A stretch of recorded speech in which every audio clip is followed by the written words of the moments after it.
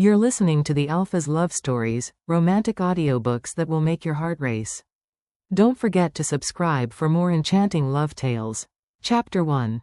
The shadow in the snow. The wind did not whisper, it screamed. A furious, biting gale that tore across the jagged peaks of the Blackfang Range, stripping the warmth from the very air and leaving a crystalline death in its wake. For Elara, it was a familiar enemy.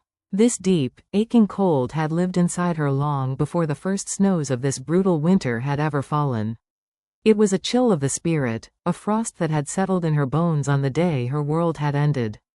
She pulled her threadbare cloak tighter, a futile gesture against the storm's wrath. The coarse wool, once a deep forest green, was now a faded, patched gray, offering as much protection as a cobweb. Each gust felt like a blade against her skin, and the snow clung to her white eyelashes, melting into icy tears on her pale cheeks. Her hair, the color of freshly fallen snow, streamed behind her, making her a ghost within the blizzard, a phantom haunting the edges of a life she was forbidden to touch. This journey was madness. She knew it with every trembling step. To trespass on the sacred lands of the Shadowmoon Pack, the very pack that had cast her out, was to invite a death sentence. Their border patrols were merciless, and their alpha, Kaelen, had made his disdain for her as clear as glacial ice. But today was the anniversary. The day the light had vanished from her life. The day the laughter in her home had been silenced forever. A silent promise, etched into her heart with the same finality as the names on the 2 stone markers ahead, pulled her forward. Her parents. The memory of them was a dull, persistent ache, a phantom limb of her soul that throbbed with a love she would never feel again. They had never seen a curse in her pale skin or her unusual, violet-tinged eyes. Her father called her his winter blossom. Her mother would sing her to sleep, her voice a lullaby against the dark. They were a shield against the world's cruelty, a shield that had been brutally torn away on a night much like this one, lost to a rogue attack that spared no one but a terrified, hidden little girl. After their deaths, she was sent to live with her uncle, Lord Theron, her father's brother. But where her father had been sunlight, Theron was perpetual shadow. He was a man of cold calculation and colder heart, and he saw Elara not as family, but as a living stain on his prestigious lineage. Her unusual appearance, he claimed, was an omen of ill fortune, a blight that had led to her parents' demise. He relegated her to the servants' quarters, spoke to her only with sharp, disgusted tones, and de sure she understood her place was beneath everyone's notice. The final break, the shattering of her last fragile hope, had come on her 18th birthday. The day of her betrothal ceremony to Lord Ronan, the heir of a neighboring pack. It was a political alliance, arranged in her childhood, and she had clung to a foolish, desperate dream that perhaps he would see the person behind the pale facade. He had seen her. Oh, he had looked right at her. Standing before the entire assembled pack in the great hall, his handsome face had twisted into a mask of pure contempt. He didn't just reject her, he eviscerated her. This, he had sneered, his voice dripping with venom as he gestured toward her shivering form. You expect me to bind my bloodline to this pale specter? This walking ill omen? I would sooner pledge myself to a gravestone. I reject this contract. I reject this curse. The words, rejected, curse, specter, had echoed in the cavernous silence, each one a hammer blow shattering the fragile vase of her heart. The labels stuck, hotter and more painful than any brand. Her uncle had not even waited for the crowd to disperse. His duty, he stated coldly, was absolved by Ronan's rejection. She was driven from the pack lands that very hour, an outcast with nothing but the clothes on her back and the hollow, frozen cavern where her soul had once resided. Now, 2 years later, she was breaking the law for them. For the only 2 people who had ever truly loved her. The small, forgotten family burial ground lay just ahead, nestled in a grove of ancient, snow-laden pines. It was a place of peace for her, the one spot in the world where she didn't feel the weight of 1,000 judging eyes. The wind howled, a demonic force trying to push her back, to claim her before she could reach her sanctuary. Her thin legs trembled, not just from the cold, but from a gnawing hunger that was her constant companion. Yet, the need to kneel before those stones, to whisper her sorrows to the unhearing granite, was a force stronger than the storm. It was a foolish pilgrimage. A risk that could end everything. But as she stumbled through the deepening drifts, a bitter truth settled in her heart. What did she truly have left to lose? She was already a ghost. Haunting the fringes of a world that had no use for her was simply what ghosts did. Finally, through the blinding, swirling white, she saw them. The dark, welcoming shapes of the guardian pines. A weak, cold relief washed through her. She staggered into the relative quiet of the grove, the snow less deep here, sheltered by the heavy, evergreen boughs. Her eyes, strained and tired, sought the familiar forms of the two simple headstones side by side. But something was wrong. A third, massive shape lay sprawled across the snow directly before them. A great, dark stain against the pristine white. Her breath hitched in her throat, a sharp, painful gasp. Fear, primal and immediate, shot through her veins like lightning. A rogue wolf? A bear drawn by the scent of death? Her instincts screamed at her to run, to hide, to save the pitiful shred of life she still possessed. She flattened herself against the rough bark of the thickest pine, her heart hammering a frantic rhythm against her ribs. She peered into the gloom, her body trembling uncontrollably. The shape wasn't moving. As her vision adjusted, the details sharpened. It was a wolf larger than any she had ever seen in her life. Its fur was not dark, but a brilliant, shocking silver white, like liquid moonlight given form. It seemed to almost glow in the dimness of the grove. And it was magnificent. Or it had been. Now, its glorious coat was matted and clumped with dirt and blood. Dark, ugly gashes scored its powerful flank, oozing a blackish, vile substance that sizzled faintly as it dripped onto the pure snow. Poison. Wolf's bane, and a potent strain. Its breathing was shallow, each labored exhale a small, pained cloud in the frigid air. It was dying. Right here, on her parents' grave. Every fiber of her being told her to flee. This was a predator. A creature of immense power. She was an omega, the lowest of the low, the weakest of the weak. She was prey. To approach was suicide. But as she watched the great beast's chest stutter with a particularly agonized gasp, a different instinct, one she thought had been beaten out of her years ago, stirred deep within. Compassion. It was a foolish, dangerous emotion that had only ever brought her pain, yet it was a stubborn flame that refused to be extinguished. She looked at this majestic creature, brought lower than the dirt, suffering and alone in the cold, and she saw a reflection of her own lonely agony. Here was another soul, abandoned to the mercy of the storm. She couldn't leave it. She just couldn't. Taking a hesitant, trembling step, she moved from the safety of the trees. The wolf didn't stir. Its eyes were closed, its massive head resting on the snow as if it had finally surrendered to its fate. "Hello?" she whispered, the word torn from her lips and carried away by the wind. She knelt in the snow beside it, her own cold forgotten in the face of its immense suffering. The wounds were terrible. The poison was a black corruption spreading from the gashes. She had no knowledge of healing, no remedies, no power. But she had a will to try. Without a second thought, she unwrapped the thickest part of her cloak. It was the last thing of value she owned, a piece of fine, sturdy wool her mother had woven for her just before the end. With numb, fumbling fingers, she began tearing it into long, ragged strips. "I don't know if this will help," she murmured to the unconscious wolf, her voice soft and shaky, a secret shared with the dying.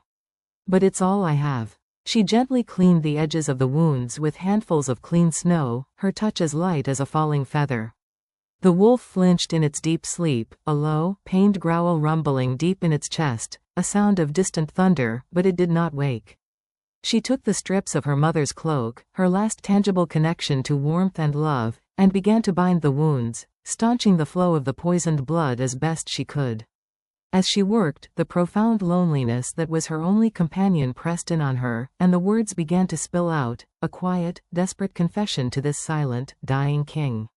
"You're so beautiful," she whispered, her fingers accidentally brushing against the surprisingly soft silver fur. "They call me a ghost because of my hair. They say it's the color of death, of bad luck. But yours is like the moon itself. It's like light." She told him everything. She spoke of her parents, of the warmth of their love and the devastating cold of their absence. She confessed the cruelties of Lord Theron, the endless, hungry nights in a dusty attic, the feeling of being utterly unwanted. And finally, her voice breaking, she told him of Lord Ronan. He looked at me as if I were nothing, she choked out, a single, hot tear tracing a path through the grime on her cheek, only to freeze moments later. He said I was a curse. Maybe he was right. Maybe I am. Everything good withers when I'm near. She finished tying the last strip of cloth, sitting back on her heels, utterly spent. The wolf's breathing seemed, perhaps a fraction steadier? Or was that just the desperate hope of a lonely girl projecting onto a doomed creature? The blizzard, however, had not lessened. The temperature was plummeting further, and a new, more immediate danger presented itself. She would not survive the night out here. Her own strength was nearly gone, the cold seeping into her core. She looked at the massive, warm body of the wolf. It was a risk beyond all reason, but it was her only chance. A terrible, terrifying chance. Hesitantly, her heart pounding with a fear different from the fear of the storm, she lay down in the snow. She curled her small, shivering frame against the wolf's broad, muscular back, tucking herself into the space between its powerful legs, seeking the shelter of its form. The heat that radiated from its body was a shock. It was a profound, life-giving warmth that seeped through her thin, wet clothes and into her frozen limbs. It was more warmth than she had felt in years. She buried her face in its thick, silver fur, inhaling a scent that was entirely new to her, pine and frost, wild power, and the metallic tang of blood. It was a scent that should have terrified her, but here, now, it felt like a strange, sacred shelter. At least, she whispered into the fur, her eyelids growing impossibly heavy, her consciousness fraying at the edges. At least we won't die alone. With that final, desolate thought, Elara surrendered to the encroaching darkness, her small, pale form nestled against the silver giant. Two outcasts, one a king of beasts, the other a queen of sorrows, weathering the storm together, their fates now irrevocably entwined. Chapter 2. The King's Awakening. Elara did not wake gently. She was dragged back to consciousness by the brutal ache of her own body. Every muscle screamed in protest, a deep, bruised pain that spoke of cold and exhaustion. But beneath that pain, there was a miracle. Warmth. She was still curled against the immense, breathing furnace of the silver wolf. Its heat had seeped into her, a defiant ember that had kept the freezing death at bay. The world was silent. The demonic howl of the wind was gone, replaced by an eerie, profound quiet. A soft, pearly gray light filtered through the pine boughs, illuminating a landscape transformed into a pristine, frozen sculpture. For a single, blissful moment, there was only the warmth and the quiet. Then, she heard it. The crunch of a heavy paw on packed snow. A single, deliberate sound that shattered the peace. Then another. And another. Her eyes flew open. Fear, cold and sharp, instantly vaporized the last remnants of her drowsiness. They were surrounded. Silent as the snow itself, a circle of wolves stood at the edge of the grove. They were not the ragged, wild rogues she had feared. These were warriors. Their pelts were thick and dark, their bodies lean and powerful, disciplined and alert. They stood with a stillness that was more threatening than any snarl. Their eyes, intelligent and assessing, were fixed not on her, but on the silver wolf. And on the insignia each one bore, a stark, white mountain peak against a black field, she recognized the mark of the Stonepeak Sentinels, the personal guard of the High King himself. A terror far greater than any pack patrol seized her. A man stepped forward from the ranks. He was not as tall as some, but he was built like a gnarled oak, his shoulders broad and heavy with the weight of command. His face was a landscape of old battles, a web of scars, and one eye was a milky, sightless white. The other, a piercing, icy blue, swept over the scene, taking in the wounded king, the torn cloak bandages, and finally, landing on her. Elara's blood turned to ice. This was Commander Borin, a legend whispered of even in the Shadowmoon Pack. A warrior whose loyalty to the crown was absolute and O's mercy was non-existent. His gaze was a physical weight, pinning her to the ground. This was it. She had been found trespassing, desecrating a sacred place, and, what? Assaulting the king? Her mind raced, conjuring images of a traitor's execution. A strange, protective instinct, born in the shared vulnerability of the long night, surged through her terror. She had saved this creature. She would not let them finish what the poison had started. It was the most foolish thought she had ever had, but it was the only one that felt true. She moved, scrambling to her feet, her legs trembling so violently she could barely stand. She placed her frail body between the scarred commander and the silver wolf. She spread her arms, a ludicrous, fragile shield against a wall of seasoned warriors. "Please," she begged, her voice a raw, broken whisper that was swallowed by the vast silence. "Don't hurt him. He's already dying." Commander Borin stared at her, his one good eye narrowing. He didn't look angry. He looked perplexed, as if she were a puzzle piece that did not fit the picture. He took another step forward, his heavy boots sinking into the snow. Elara flinched, bracing for the blow, for the order to seize her. But he ignored her completely. His gaze, and the gaze of every warrior present, remained locked on the silver wolf with an intensity that was not hatred, but something else. Something like reverence. To her utter, world-shattering astonishment, Commander Borin dropped to one knee in the snow.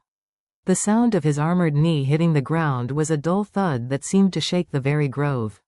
One by one, in a wave of silent obedience, the other warriors followed suit, bowing their heads in a gesture of profound, unshakable fealty.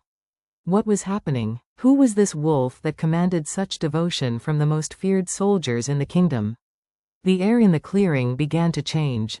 It started to crackle, to hum with an unseen energy. It shimmered around the silver wolf, a visible distortion in the air, like heat haze on a summer day. A low, guttural groan emanated from the wolf, a sound of immense, agonizing effort. Elara watched, frozen in place, as its form began to shift. It was not the swift, fluid transformation she had occasionally witnessed during pack ceremonies. This was a brutal, painful reconstruction. Bones cracked and popped, audibly reshaping themselves. Limbs elongated, claws retracted into fingers, and the magnificent silver fur receded, melting away like mist under a morning sun to reveal pale, scarred skin. Where the magnificent beast had lain, a man now knelt on all fours, his head bowed, his entire body trembling with the aftershock of the change. He was naked to the waist, his skin gleaming with a faint sheen of sweat to spit. The cold. He pushed himself up slowly, unsteadily, to his full height, and Elara forgot how to breathe. He was the most formidable man she had ever seen. Taller than Commander Borin, with shoulders that seemed broad enough to carry the weight of the entire mountain range. His body was a tapestry of hard, lean muscle, crisscrossed with the silvery lines of old scars and the angry, freshly bandaged wounds she had tended.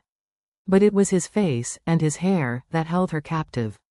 His hair was the same stunning, ethereal silver white as his wolf's fur, a color she had never seen on a man, falling in thick waves to his shoulders. And when he finally lifted his head, his eyes met hers. They were not violet like her own.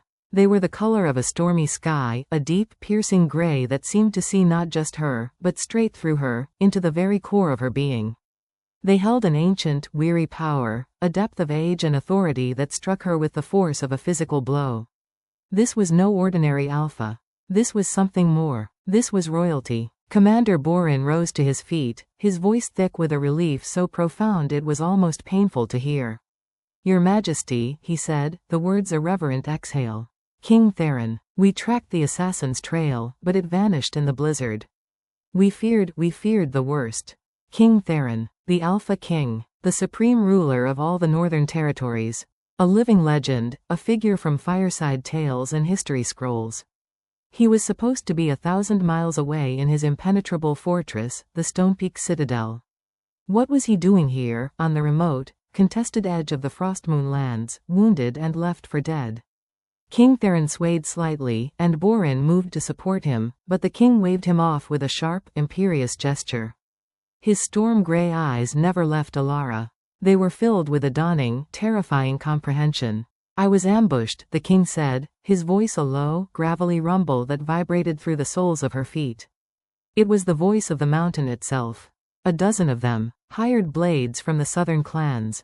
They used a venomous blend of wolf's bane, something new. "I dealt with them," he added, a flicker of cold fury in his eyes, "but the poison, it moved faster than any I've known. It clouded my mind, drove me here, to this place." He took a deep, shuddering breath, his hand going to the crude, blood-stained bandages on his side. He looked down at the torn strips of her mother's cloak, then back up at her. The unreadable something in his eyes intensified, sharpening into a focus that made her feel utterly transparent. He addressed Commander Borin, but his gaze remained locked on her, a hawk sighting its prey. I would have died, King Theron stated, the words simple, stark, and absolute. The cold and the poison would have claimed me by sunrise. He raised his hand, his movement still stiff with pain, and pointed a single, steady finger directly at her. This Omega. She saved my life. The collective gaze of the royal guard shifted to her. The suspicion in their eyes was replaced by a wave of shock, confusion, and a dawning, grudging awe. Elara felt her face flush with a heat that had nothing to do with the morning sun. She wanted the snow to open up and swallow her whole. She had touched a king.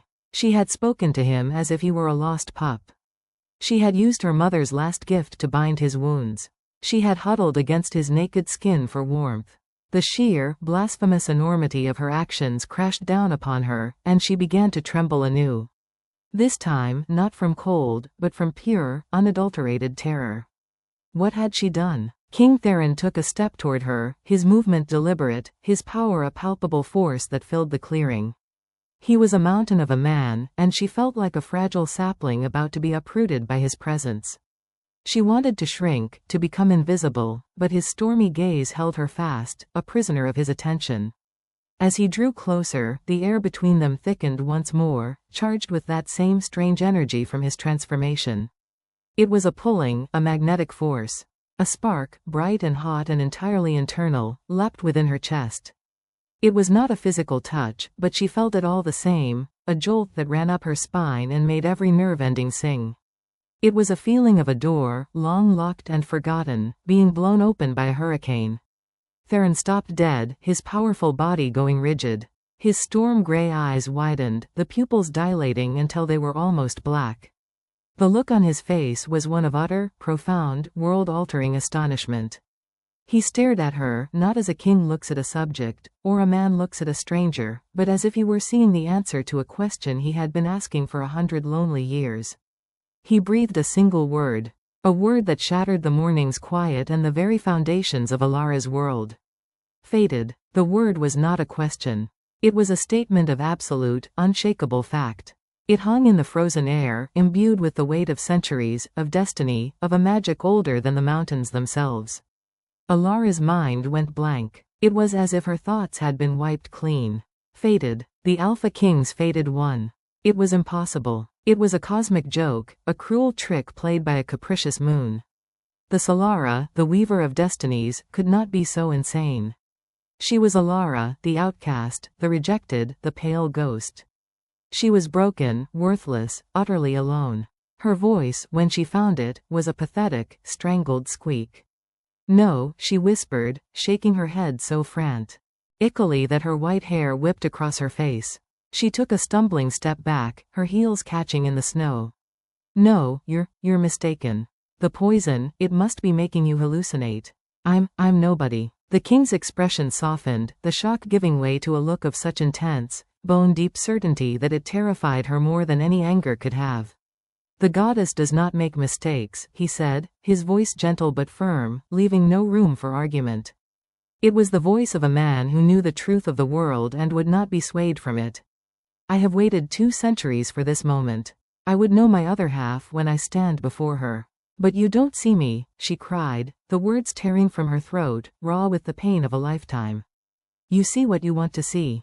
I am flawed. I am a curse. My own pack threw me away like garbage. My own betrothed rejected me before the entire assembly. I am not fit to be the mate of a common soldier, let alone a king. The desperate, ugly truth of her existence spilled out, and she hated the sound of her own pathetic voice. She was trying to warn him, to push him away before he could see the reality for himself and cast her aside. A second rejection, from a king, would not just break her, it would annihilate her. King Theron listened to her frantic denials, his expression unchanging, his gaze steady. When she finally fell silent, gasping for air, he reached out. His large hand moved slowly, giving her every opportunity to retreat. She stood frozen, a statue of fear, as his fingers gently brushed a strand of her white hair from her cold cheek.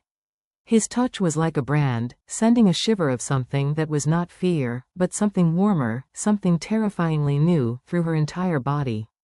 Flawed, he repeated softly, his thumb stroking her cheekbone with an astonishing tenderness. I see strength that has endured unimaginable cruelty. Cursed, he continued, his voice dropping to an intimate murmur meant only for her. I see the mark of the ancient starlight lineage, a bloodline so rare and potent that lesser wolves, in their ignorance, have learned to fear it as a blight. He leaned in closer, his stormy eyes capturing hers. My own lineage traces back to the same celestial source. They call you a ghost? A faint, sad smile touched his lips.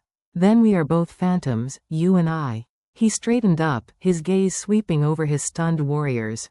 His voice rose, no longer soft and intimate, but filled with the booming, undeniable authority of a king issuing a royal decree. Hear me, he commanded, and the trees themselves seemed to lean in to listen. This is Elara, my fated one. From this day forward, she is under my protection. You will show her the respect owed to her station. Her safety is our paramount duty. Anyone who causes her harm, anyone who speaks a word of insult against her, will answer directly to me. Their life will be forfeit. The proclamation echoed through the silent grove. The royal guards, to a man, remained on one knee, but this time, their heads were bowed to her. To Elara, the nobody, the outcast. He turned back to her, the hardness in his face melting away once more, replaced by a concern that looked achingly genuine. He saw the terror still swimming in her eyes, the utter disbelief warring with a tiny, fragile, and utterly treacherous flicker of hope. You are safe now, he said, his voice so gentle it was almost a whisper. I swear it on my life and my crown. No one will ever harm you again. But his words of safety felt like the bars of a beautiful, gilded cage slamming shut around her. Fated. Protection. Queen. It was too much, too fast. The world tilted on its axis, the edges of her vision swam with sparkling darkness. The cold, the hunger, the shock, the overwhelming, impossible reality of it all crashed down upon her at once. Her knees buckled, utterly useless. She collapsed, pitching forward into the waiting darkness. The last thing she remembered was not the impact of the cold ground, but the feel of strong, steady, impossibly warm arms catching her before she fell. Chapter 3. The gilded cage consciousness returned to Elara not as a sudden awakening, but as a slow, reluctant surfacing from the depths of a dark, warm ocean. The first thing she registered was the profound, all-encompassing warmth. It was a heat that seeped into her very bones, chasing away the permanent, deep-seated chill that had been her companion for as long as she could remember. She was lying on something impossibly soft, nestled under layers of what felt like velvet and the weightless warmth of cloud lynx fur. The air held a new scent. Not pine and snow, but beeswax, old parchment, and the faint, clean fragrance of dried lavender. It was a scent of peace, of safety, of a comfort so alien it felt like a dream. She cracked her eyelids open, wincing at the soft, golden light that filled the room. A massive fireplace, large enough to stand in, housed a roaring fire that cast dancing, gentle shadows across a high, vaulted ceiling adorned with carved constellations. She was in a bed larger than the entire hut she had called home for the past 2 years. Its posts were carved from dark, polished wood, reaching toward the ceiling like the trunks of ancient trees, draped in heavy, deep blue curtains. This was not a healer's tent. This was not a guard's barracks. This was a room fit for royalty. Panic, swift and sharp, flared in her chest. She sat up abruptly, the world spinning for a dizzying moment. The fine linen sheets felt foreign and slick against her skin, the opulence of the room a mockery of her entire existence. A gentle hand pressed against her shoulder, easing her back down against the mountain of pillows. Easy, my lady, a soft, melodic voice said. You have been through a great ordeal. You need your rest. Elara turned her head to see a kind-faced, middle-aged woman sitting in a carved chair beside the bed. The woman had warm, brown eyes that held a deep, innate kindness, and streaks of silver graced her dark, neatly braided hair. She wore a simple but well-made dress of dove-gray wool, the mark of a high-ranking servant. My name is Anya, the woman said with a small, reassuring smile. I am the head of the royal household. The king himself asked me to look after you. The king. The words brought the memories of the snow-covered grove rushing back in a terrifying flood. The silver wolf. The transformation. The word fated. It hadn't been a dream. The crushing weight of reality settled back onto her chest, making it hard to breathe. "Where am I?" Elara whispered, her throat dry and scratchy. "You are in the Sunstone Citadel, my lady," Anya replied, pouring a goblet of water from a crystal pitcher on the bedside table. "The heart of the Stonepeak Kingdom. His Majesty brought you here himself." She offered the goblet, and Elara drank greedily, the cool liquid a balm. Anya's eyes held a mixture of awe and gentle curiosity as she watched her. The news of the king's fated one, a pale, unknown Omega found half frozen in the woods, had surely spread through the palace like wildfire. Elara shrank back against the pillows, feeling the weight of 1,000 unseen, judging eyes. She felt like an imposter, a stray dog brought into a temple and dressed in silk. Over the next few days, Elara lived in a state of suspended disbelief. She was treated with a deference that was both unnerving and deeply uncomfortable. Servants she had never met bowed as she passed in the vast, tapestry-lined corridors. Guards in polished armor nodded with a respect that made her skin crawl. Anya brought her trays of food that were works of art: roasted fowl glazed with honey, steaming vegetable pies, soft, fresh bread, and sweet fruits she had only ever heard of in stories. Each bite felt like a betrayal of the hungry, scavenging girl she had been. She was given beautiful clothes.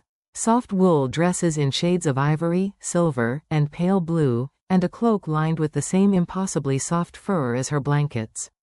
When she saw her reflection in a full-length silver mirror, she barely recognized the girl staring back. The fine fabrics felt like costumes on her thin frame.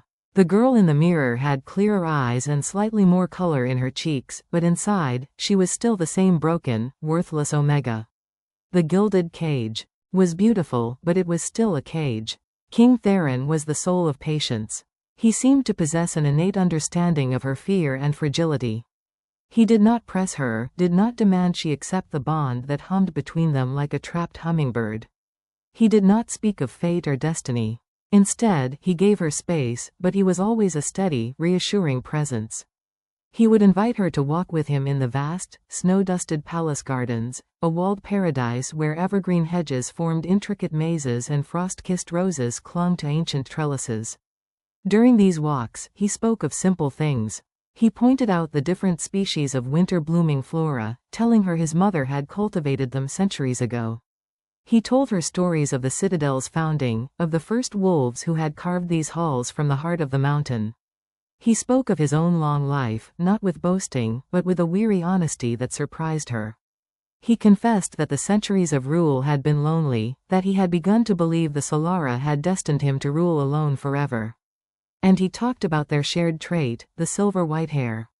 In the oldest tongues, our kind were called the Lunara, he explained one afternoon as they stood before a frozen fountain, its water captured in a beautiful, silent sculpture of ice. The moon touched. It was believed we were born with a fragment of the moon's own spirit in our souls. It was a sign of great wisdom, compassion, and a deep connection to the night. It was only in recent centuries, with so much fear and superstition, that it became twisted into a mark of misfortune. He reached out, his fingers gently brushing a lock of her white hair that had escaped its braid. "It is not a curse, Elara. It is a crown, one you have always worn, even if you could not feel its weight." His words were a balm on a wound she hadn't even realized was still bleeding. For the first time, she looked at her own reflection and didn't see a flaw, but a flicker of the ancient magic he spoke of. A tiny, fragile seed of something that felt like pride began to stir in her chest. Yet, the fear remained. A stubborn, deep-rooted weed. His kindness felt conditional, his patience finite. The ghost of Ronan's sneering face was always at the edge of her thoughts, a phantom ready to shatter this fragile peace. How long before Theron saw the truth? How long before he looked past the fine clothes and the palace walls and saw the scared, broken girl from the forest and decided she wasn't worthy of a king, let alone a fated bond? The mate bond pulled at her, a constant, gentle pressure on her heart, a silent song urging her to trust, to accept, to lean into the safety he offered. But her fear was a shield forged in the fires of years of pain and Rejection. She couldn't bring herself to lower it. She was terrified that the moment she did, he would strike, and the blow would be the one from which her soul would never recover. So she remained hesitant, quiet, and distant. She was a guest in a beautiful prison, a songbird who had forgotten how to sing, trapped in a gilded cage of her own making, unable to believe that this breathtaking, terrifying place could ever truly be home. The peace, however, was not destined to last. A week after her arrival, the outside world came knocking at the citadel's gates.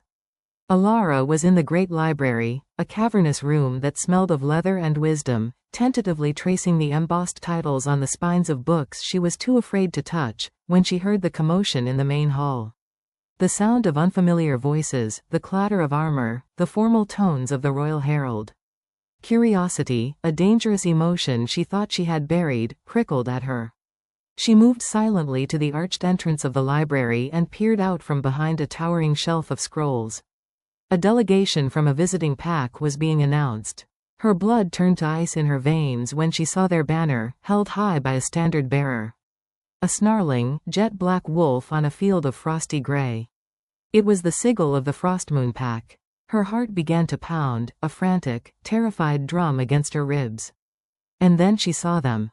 Her uncle, Lord Theron, stood at the head of the group, his face its usual mask of stern disapproval.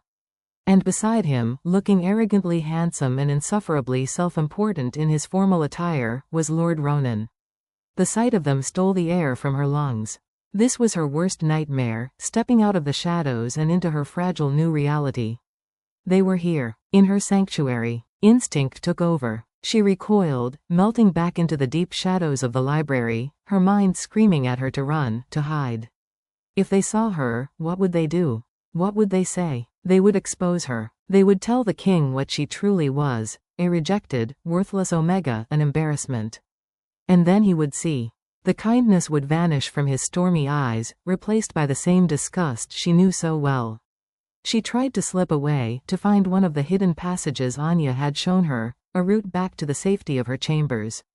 But it was too late. King Theron strode into the hall from the throne room, his presence immediately silencing the murmurs and commanding the attention of all. He nodded a formal greeting to the delegation, his expression cool and regal. And then, as if pulled by an invisible string, his gaze flickered toward the library. His eyes found her instantly, as they always did. A small, almost imperceptible smile of encouragement touched his lips. He thought she had come to observe, to learn the ways of court. Before she could signal her distress, before she could shake her head or flee, Lord Theron and Lord Ronan followed the king's gaze. Their eyes landed on her.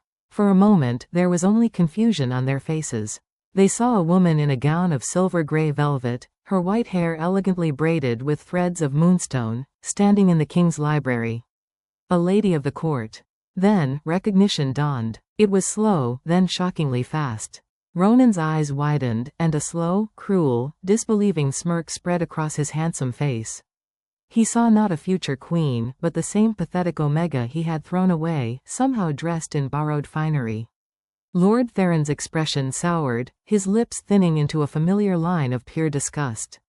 Well, Ronan's voice cut through the hall, loud and dripping with mockery. Look what the palace hounds dragged in. The pale ghost. He took a swaggering step forward, his eyes roaming over her with a possessive insolence that made her feel physically ill. I must say, Elara, you clean up surprisingly well. What are you doing here, little curse? Did you sneak in to warm the servants' quarters? His words, laced with the same casual cruelty she remembered, were designed to humiliate and diminish her, to strip away the velvet and reveal the starving outcast beneath. She felt herself shrink, the familiar, hot shame washing over her in a suffocating wave. Lord Theron stepped forward, his voice dripping with false piety as he addressed King Theron, though his cold eyes remained fixed on her with a fury that promised later retribution.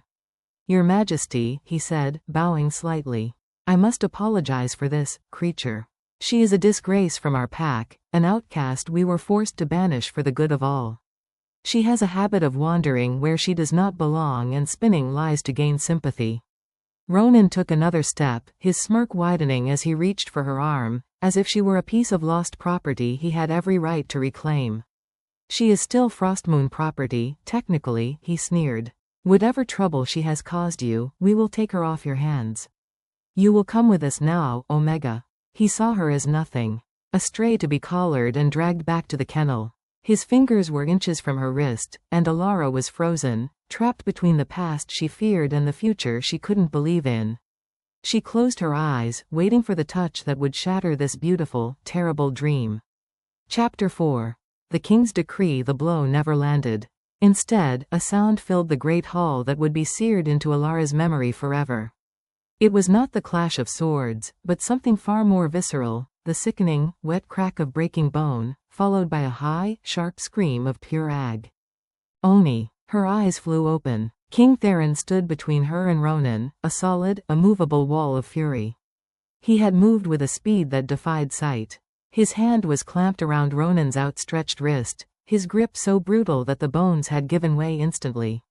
Ronan was on his knees, his face a grotesque mask of shock and pain, his free hand clutching at Theron's unyielding arm. You will unhand my fated one. Theron's voice was not loud.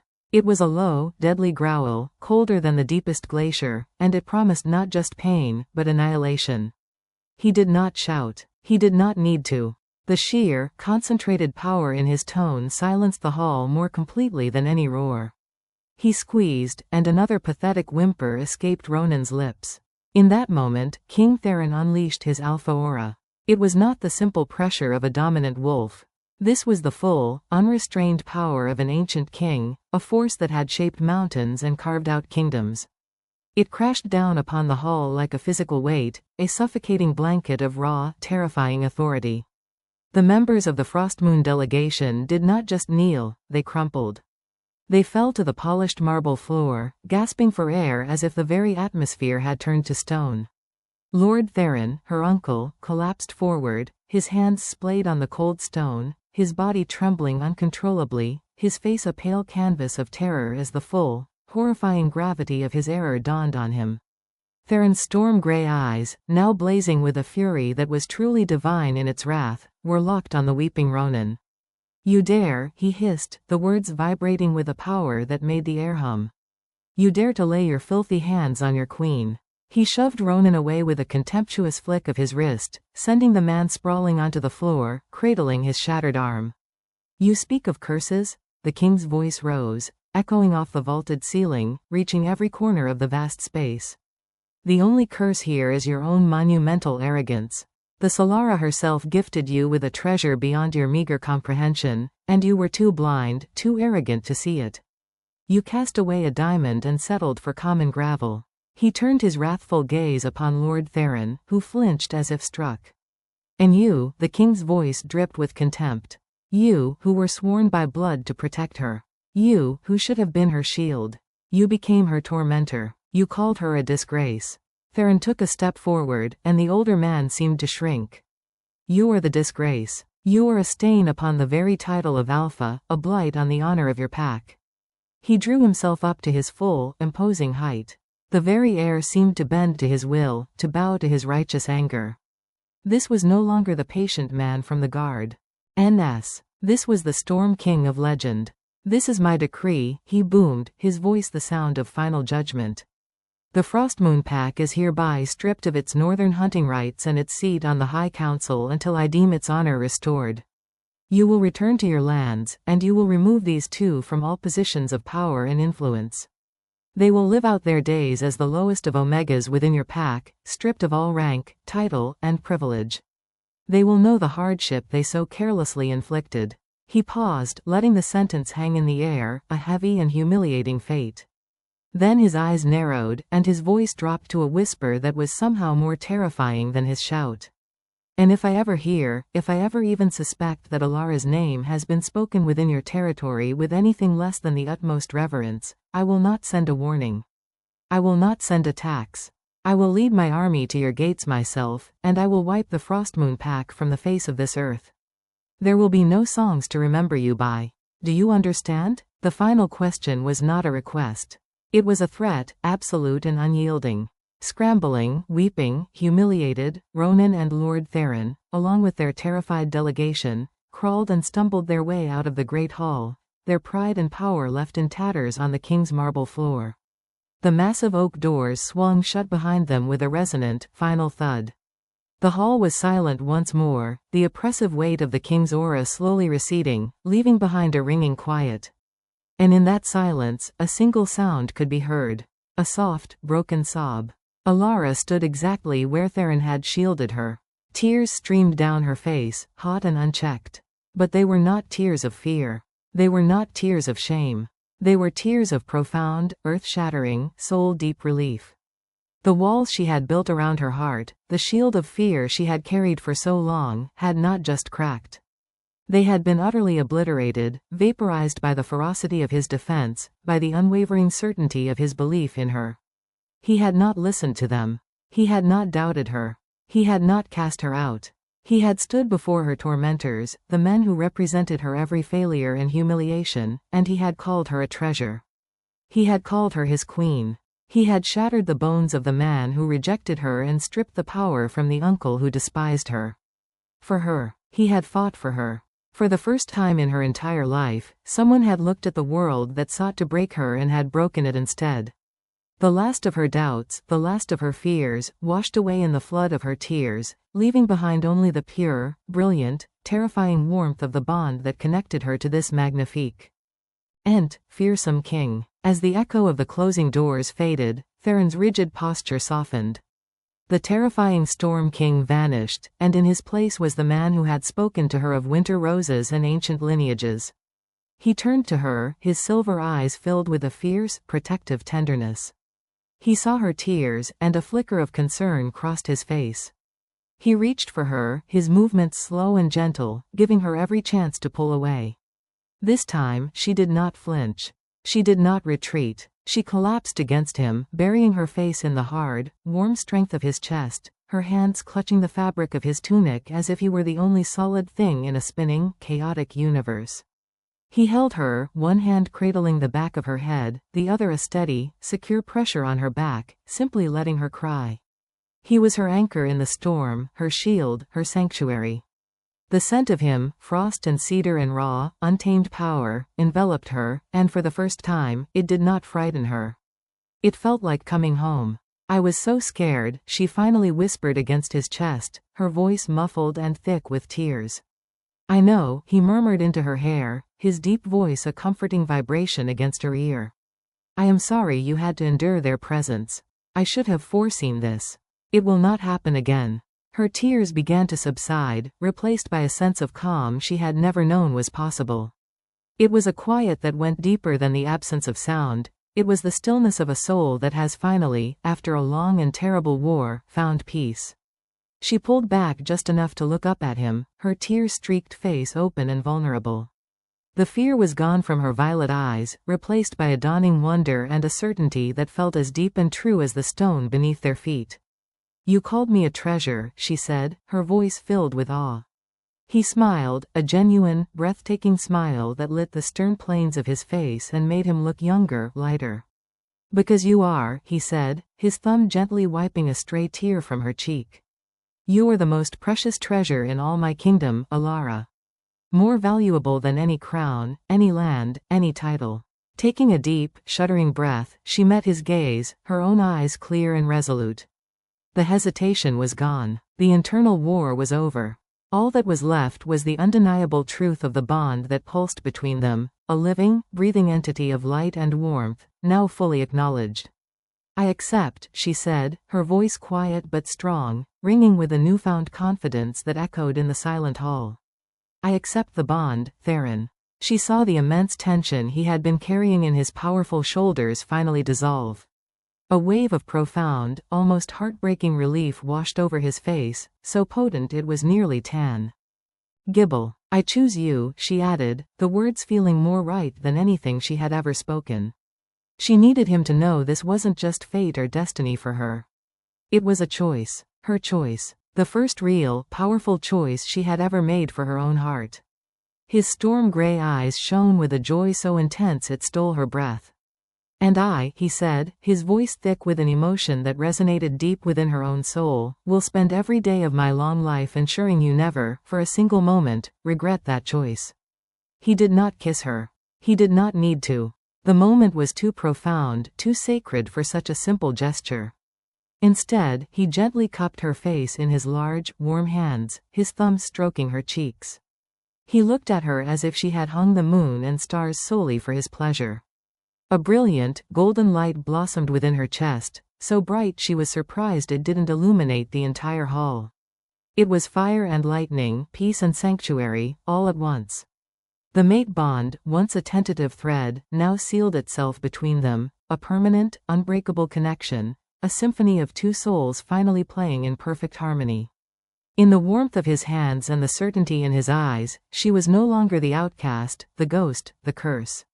She was cherished. She was chosen. She was, and would always be, his queen. Chapter 5. The Starlight Legacy. The Citadel did not just feel different after the confrontation in the Great Hall. It felt transformed, as if the very stones had breathed a sigh of relief. The lingering shadow of Elara's past had been banished by the king's decree, and in its place bloomed a fragile but tenacious sense of belonging. The deference shown to her by the servants and guards no longer felt like a performance of duty, but a genuine offering of respect. She was no longer the king's mysterious, fragile guest. She was his fated one, the woman for whom he had shattered the pride of the Shadowmoon Pack.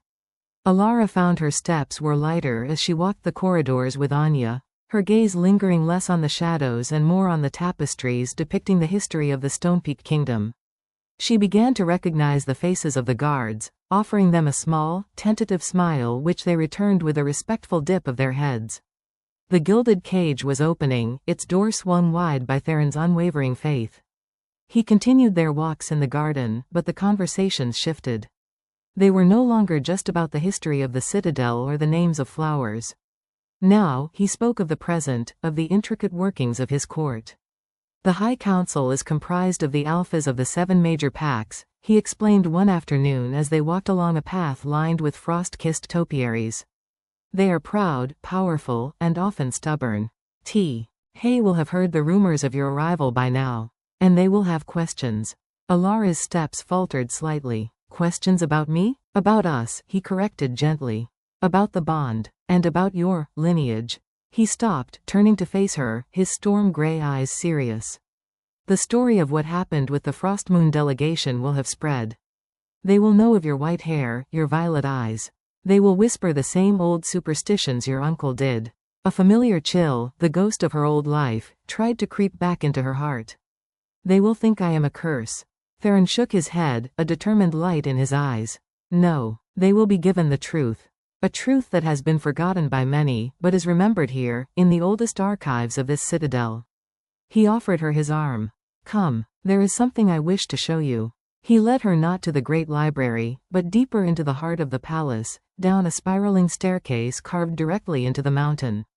The air grew cooler, smelling of ancient rock and preserved parchment. At the bottom was a single, heavy door made of iron-bound oak. Theron produced an old, ornate key and unlocked it. The room within was circular, its walls lined with shelves that held not books, but scrolls of brittle-looking vellum and stone tablets etched with fading runes. In the center stood a single pedestal, upon which rested an object covered by a black velvet cloth.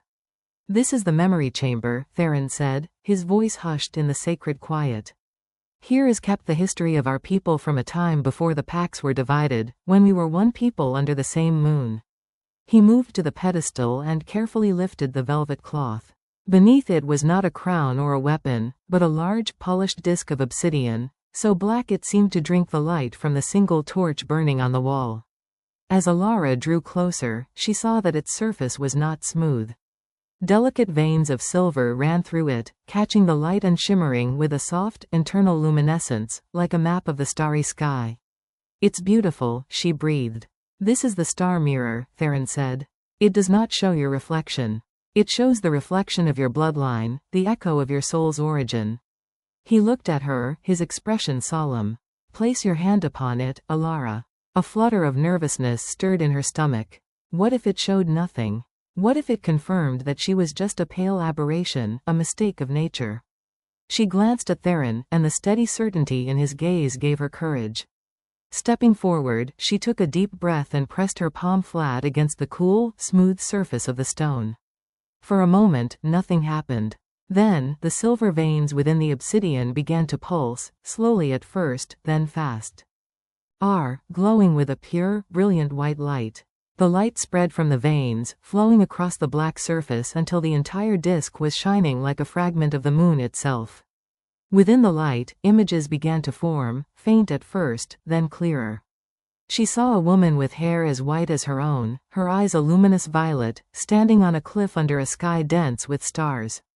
She was not just a wolf, but something more. Her form seemed to shimmer with the same starlight that illuminated the mirror. She was speaking to a council of ancient, powerful-looking wolves, and they were listening to her with rapt attention, their heads bowed in respect. The scene shifted. She saw the same woman, or others like her, acting as healers, their hands glowing as they mended terrible wounds. She saw them standing beside kings and queens, not as subordinates, but as advisors, their wisdom sought in times of peace and war. They were revered. They were honored. The Starlight lineage, Theron whispered, his voice filled with awe. The Astralon. In the age before ages, they were the bridge between our people and the celestial powers. They were seers, healers, and peace weavers. Their connection to the moon and stars granted them wisdom and compassion beyond any other. Their appearance was a sign of the Solara's greatest favor. The light in the mirror began to fade, the images dissolving back into the shimmering silver veins, and finally, the obsidian returned to its dormant state. Elara pulled her hand back, her mind reeling. The fear, the superstition, it came later, Theron continued, his gaze intense. During the Great Plague, many of the Astralon sacrificed their own life force to heal others, and they perished. Their numbers dwindled. In the fear and chaos of those dark times, those who did not understand their sacrifice began to whisper. They called their white hair a mark of the plague itself. They called their compassion a weakness. Their wisdom was forgotten, and only the fear remained, twisted over generations into the curse your uncle believed in. He reached out and took her hand, the one that had touched the mirror. You are not a curse, Elara. You are the last echo of a noble, almost extinct lineage. You are a living piece of our people's lost history. A history I intend to restore. The truth of his words settled over her, not as a weight, but as a liberation. It was as if a lifetime of chains had simply fallen away. The shame that had been her constant companion since childhood melted into nothingness, replaced by a profound sense of identity. She was not flawed. She was a remnant of something beautiful and powerful. The council, she said, understanding dawning. When they see me. When they see you, Theron said, a hint of steel in his voice, the Y will not see an Omega from a disgraced pack. They will see the living heir of the Starlight legacy. And they will show the respect that is due to that title. For the first time, the thought of facing the powerful alphas of the realm did not fill her with dread. A new feeling, warm and solid, was growing within her. Resolve. Then I must be ready, Elara said, her voice steady and clear. I must learn, not just about court protocols, but about my own heritage. What the Astralon knew, what they could do. She looked at the star mirror, then back at Theron. I may be the last. I have a responsibility to remember. Theron's smile was one of immense pride. And I will be at your side, helping you rediscover it all. He led her from the memory chamber, locking the door behind them. As they ascended the stairs back to the world of light and life, Elara felt a shift within herself. She was no longer just Elara, the outcast. She was Elara of the Starlight lineage, fated to the Alpha King. And she was ready to claim her place in the world, not as a secret to be hidden, but as a legacy to be honored. The path ahead was still daunting, but she no longer walked it alone, and she no longer walked it in shame. She carried the light of the stars within her, and for the first time, she was unafraid to let it shine. Chapter 6. Whispers of the Court. The memory chamber had rewritten the story of Elara's life, but the world outside its ancient door had not yet read the new pages. The Citadel, for all its grandeur, was a living entity with its own pulse, its own currents of gossip and intrigue. The official story of the Frostmoon delegation's humiliation was a stone dropped into a still pond, and the ripples were now reaching every corner of the kingdom.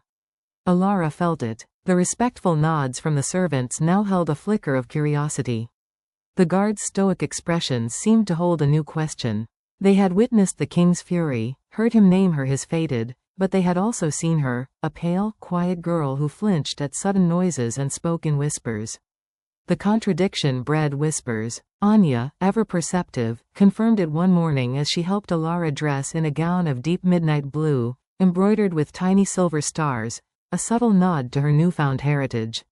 "The court is abuzz, my lady," Anya said carefully, fastening a silver chain around Elara's neck. "The alphas of the Howling Crag and the Sunken Forest packs have arrived early for the council. They dine in the Great Hall and their voices carry." Elara's hands stilled. "What are they saying?" Anya hesitated, her kind eyes troubled. "They speak of the king's fervor. Some call it a long-awaited blessing. Others," she paused, choosing her words, "others whisper that alone, rejected Omega, no matter how fair, is a strange choice for a king who has spurned the daughters of every major pack for 2 centuries. They question the strength of a bond born from pity." The word pity struck Elara like a physical blow, so sharp and accurate it stole her breath. It was the very fear that had festered in the darkest corner of her own heart. Was that all this was? A mighty king's charitable project? A stray he had taken in out of a sense of obligation for her aid? The newfound confidence from the memory chamber wavered. The Starlight legacy felt like a distant legend, a costume she was not yet worthy to wear. The reality was the skeptical gaze of powerful alphas who saw only what was on the surface. "Do not heed them, my lady," Anya said firmly, seeing the shadow cross her face. "The king's heart is true. I have served him since he was a young prince, and I have never seen such a light in his eyes. It is not pity." But the seed of doubt had been planted. That evening, Theron invited her to join him for a small, private dinner in his solar, a room lined with maps and battle trophies that spoke of his long reign. He was speaking of the upcoming council meeting, of his plans to formally introduce her and present the evidence of her lineage. Elara listened, pushing her food around her plate, her appetite gone. "Elara?" Theron's voice was soft, pulling her from her thoughts.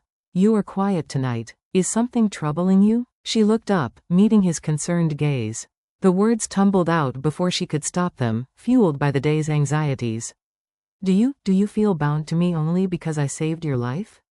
Theron went utterly still. The warmth in his eyes did not vanish, but it was joined by a flicker of something else, pain. He slowly set down his goblet. "Is that what you believe?" he asked, his voice low. "That my devotion is a debt to be repaid?" "They are saying it in the court," she whispered, unable to hold his intense gaze. "They say it is pity. That you feel responsible for me." He was silent for a long moment, the only sound the crackling of the fire. When he spoke again, his voice was thick with an emotion she couldn't name.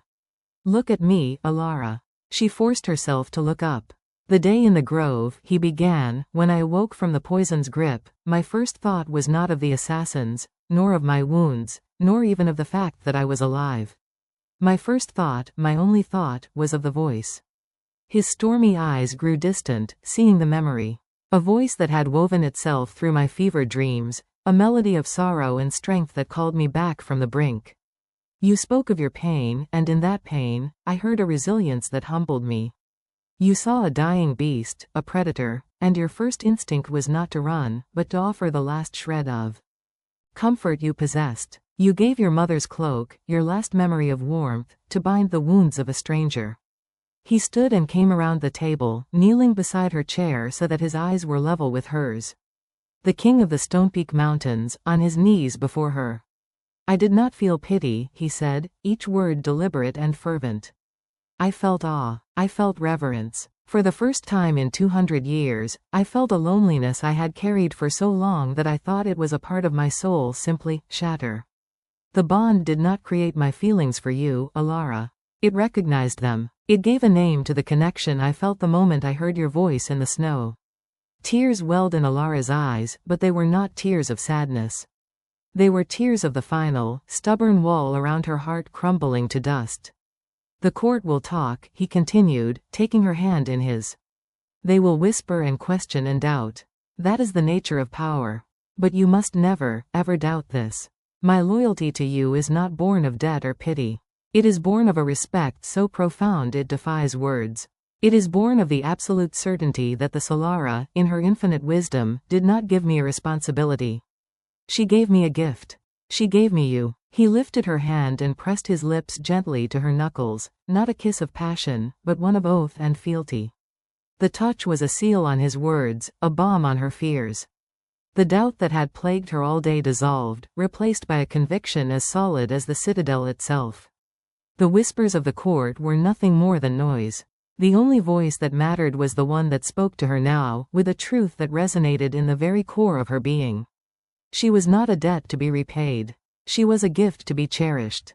And as she looked into the eyes of her king, she knew, with a certainty that would never again be shaken, that she was truly, completely, and unconditionally loved. The court could whisper all it wanted. Their words no longer had the power to touch her. Chapter 7. The first test. The day of the High Council's convening dawned clear and bitterly cold. Sunlight glinted off the ice-encrusted peaks surrounding the citadel, a sharp, beautiful, and unforgiving light. Inside, the atmosphere was equally sharp, charged with a tension that even the roaring fires in the great hall could not dispel. Elara stood before the full-length mirror in her chambers. Anya had outdone herself. The gown was a masterpiece of deep sapphire velvet, its high collar and long sleeves embroidered with a breathtaking pattern of silver constellations that mirrored the ones Theron had shown her in the memory chamber. A delicate circlet of woven silver and moonstones rested upon her brow, a coronet for a starlight heir. She looked every inch a queen, yet her stomach churned with a nervousness that the fine clothes could not conceal. "You are ready, my lady," Anya said softly, her hands gently adjusting a fold of the gown. "Remember who you are." "Who am I?" The question echoed in her mind. She was the outcast. She was the starlight heir. She was the king's fated. The identities warred within her, a tumultuous sea beneath a calm surface. Theron came for her himself. He was dressed in the formal regalia of the Alpha King, a tunic of black bear fur, polished leather armor embossed with the mountain peak sigil, and the simple, ancient iron crown of his office. His presence was a fortress, his storm-gray eyes finding hers, steadying her with a single look. "Stay by my side," he said, his voice low and reassuring. "You need not speak unless you wish to. Let them see you. That will be enough." Together, they walked the long corridor to the great hall. The massive doors were open, revealing the assembled might of the kingdom. The 7 alphas of the major packs stood before their carved wooden chairs, arranged in a semicircle. Their attendants and warriors stood behind them, a sea of formidable, watchful faces. The air was thick with the scent of fur, leather, and the unmistakable aura of raw, dominant power. As Theron and Elara entered, a herald announced them. His Majesty, King Theron, and the Lady Elara of the Starlight lineage. A respectful, if not entirely warm, silence fell. All eyes turned to them, and Elara felt the weight of their collective gaze like a physical pressure. She kept her head high, her back straight, her hand resting lightly on Theron's offered arm, focusing on the solid strength of him beside her. They took their seats on the twin thrones atop a low dais. Theron began the council with the usual matters: border disputes, trade agreements, reports of rogue activity. Elara listened, her senses heightened, studying the alphas. There was Goran of the Howling Crag, a mountain of a man with a booming voice and a blunt demeanor. Lyra of the Sunken Forest, sharp-eyed and elegant, her silence more telling than any speech. The others, from the river plains, the ash barrens, the wind-swept tundra, each had their own measure of pride and power simmering in their eyes. It was Goran who finally broached the subject everyone was waiting for. After a report on grain stores, he cleared his throat, his gaze flicking to Elara before settling on the king. "Your Majesty," he began, his tone carefully neutral. "Rumors fly faster than ravens. We have heard tales of a fated bond, and of a most unusual lineage. The Frostmoon Pack's sudden fall from grace is the talk of the territories. The council would be grateful for clarity." All pretense of other business ceased. The hall was utterly silent, waiting. Theron's voice was calm, but it carried the weight of his authority to every corner. "The rumors are true. The Solara has blessed me with my fated one, the Lady Elara. As for her lineage, it is not unusual. It is ancient. She is the last known heir of the Astralan, the Starlight lineage." A murmur rippled through the assembly. Lyra of the Sunken Forest spoke next, her voice like the rustle of dry leaves. "The Starlight lineage has been considered extinct for generations. Many believed it to be little more than a fireside tale. The markings, the white hair, the light eyes, have, in recent memory, been associated with misfortune. She did not say curse, but the word hung in the air between them. Elara's heart hammered against her ribs. This was the moment of judgment she had feared.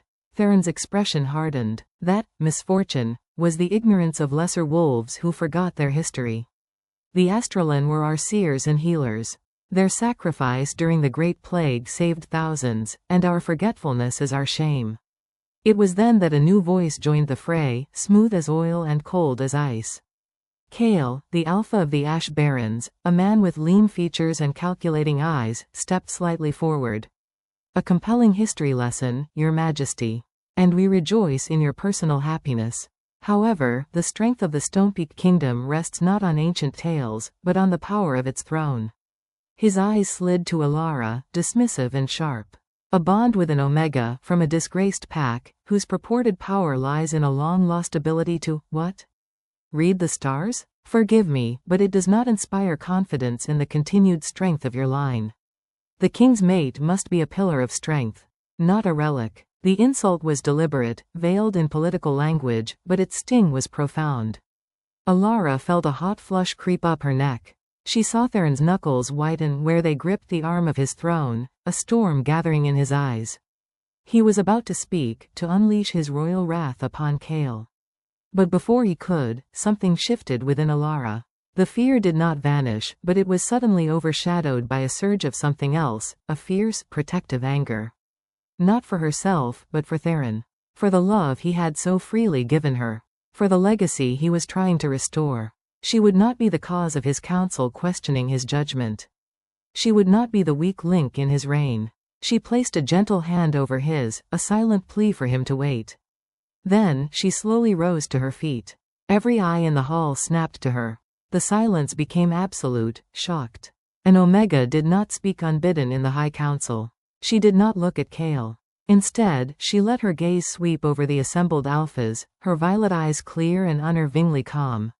Alpha. Kael questions my strength, she began, her voice quiet, yet it carried, amplified by the stunned silence. He is right to do so. I have not led armies. I cannot break a man's wrist with my grip. A faint, knowing ripple went through the crowd at the reference to Ronan. The strength I possess is of a different kind. It is the strength that endures when all hope is lost. It is the strength to offer compassion in the face of cruelty. It is the strength to kneel in the snow and tend to a dying stranger, not knowing if he is king or rogue. She took a small step forward, her sapphire gown pooling around her. You speak of the Starlight legacy as a relic. But was it a relic's compassion that saved your king? The king upon whom all your stability depends? She turned her gaze fully on Kael now. You doubt the strength of my bond. But it was that bond, felt through poison and delirium, that guided a dying king to a place of sanctuary. It was that bond that gave him the will to fight for his life. Is the power that saved your sovereign not a power worthy of this throne? She paused, letting her words sink in. The alphas were no longer looking at her with dismissive curiosity, but with a dawning, reassessing intensity. The Solara did not make a mistake, she said, her voice gaining a firm, unwavering certainty. She did not give Theron a weak mate. She gave him a different kind of strength to balance his own. She gave your kingdom not just a warrior king, but a healer queen. A reminder that true power is not only in the sword, but in the hand that stays it. That a kingdom is not only built on conquest, but on compassion. She finished and slowly sat back down, her heart thundering, but her head held high. The silence in the hall was profound, broken only by the crackling of the fire. It was Goran of the Howling Crag who broke it. He let out a short, sharp bark of laughter that was not mocking, but impressed. By the mountains, he grunted, a grudging respect in his eyes. She has a spine, Theron. I'll give her that. Lyra offered a slow, measured nod. The past is one thing. But saving our king is a fact that cannot be disputed. It lends weight to her words. Kael said nothing, his lips pressed into a thin line, but the dismissive gleam in his eyes had been extinguished, replaced by a wary, calculating look. Theron looked at Elara, and the pride in his eyes was a brighter crown than any made of silver or iron. He had not needed to defend her. She had defended herself. She had defended them. The council moved on to other business, but the atmosphere had irrevocably changed. Elara had not just been introduced. She had been tested. And she had not merely passed, she had transformed the test itself. She was no longer just the king's fated. She was a voice in he council. She was a power in her own right. The outcast was gone. In her place sat a queen. Chapter 8. The echo in the dark. The victory in the council hall was sweet, but it was not a conclusion. It was a beginning. The respect Elara had earned was tentative, a fragile bridge built over a chasm of ancient prejudice. In the days that followed, she threw herself into the task of strengthening it, guided by Theron and the ancient texts Anya helped her procure from the memory chamber. She learned of the Astralen not as mythical figures, but as people.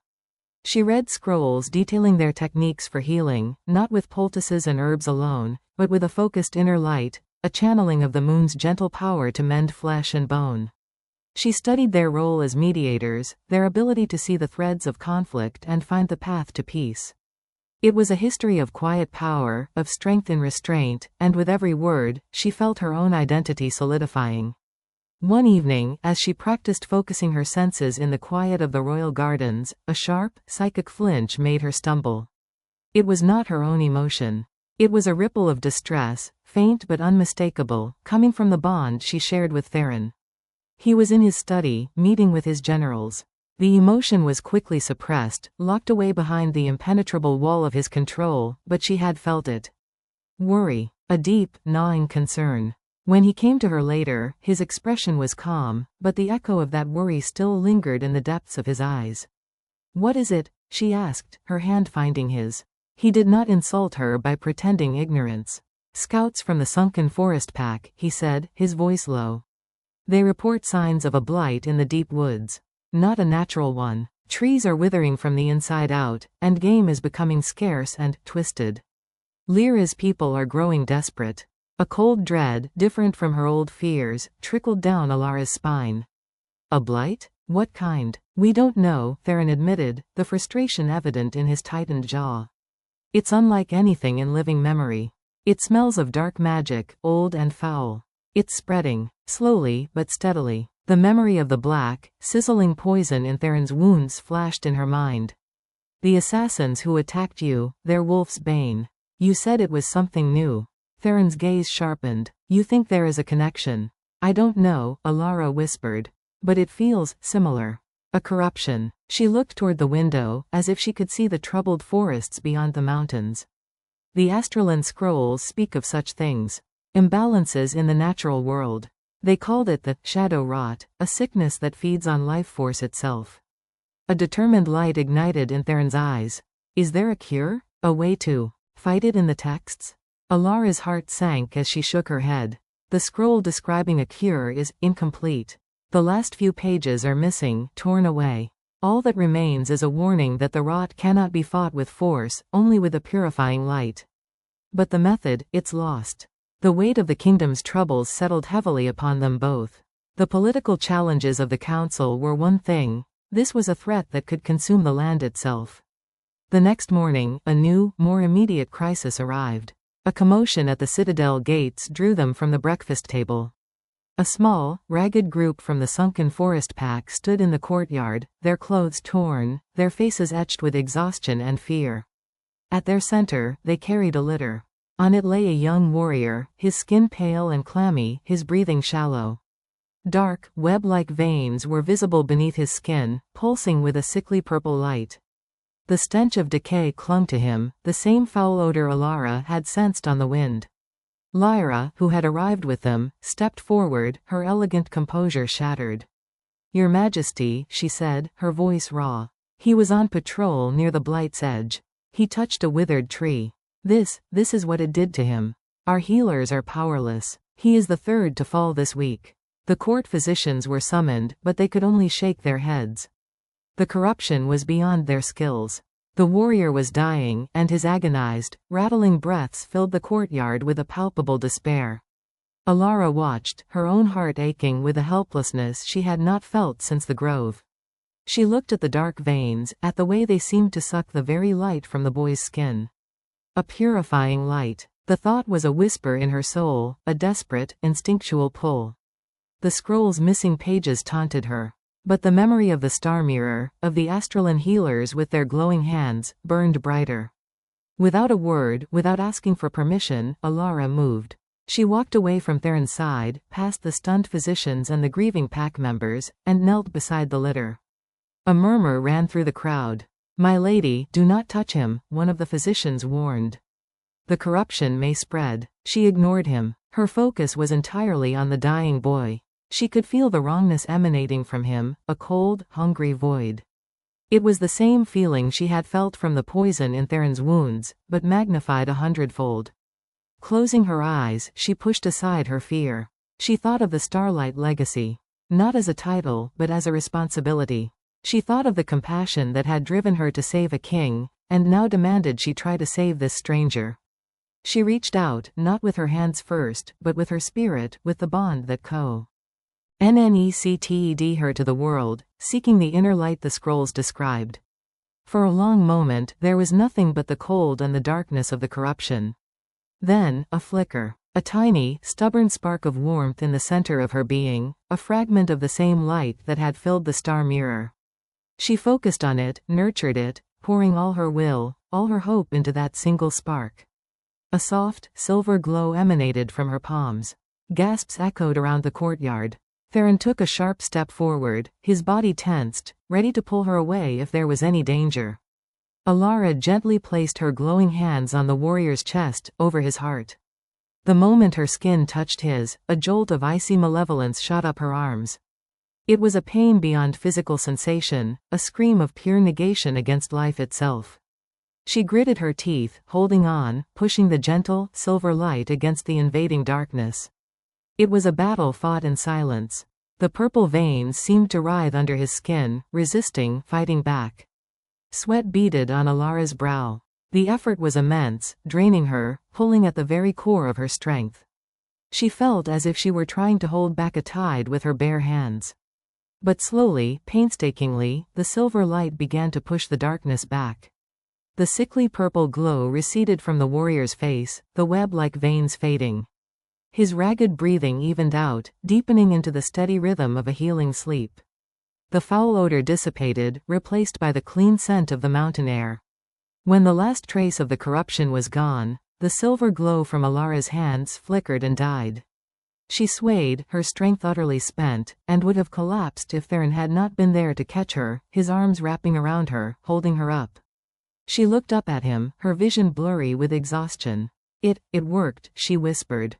In his stormy eyes, she saw awe that dwarfed any she had seen before. He had believed in her legacy, but now he had witnessed its power. All around them, the courtyard was utterly silent. Then, Lyra of the Sunken Forest slowly, reverently, went down on one knee.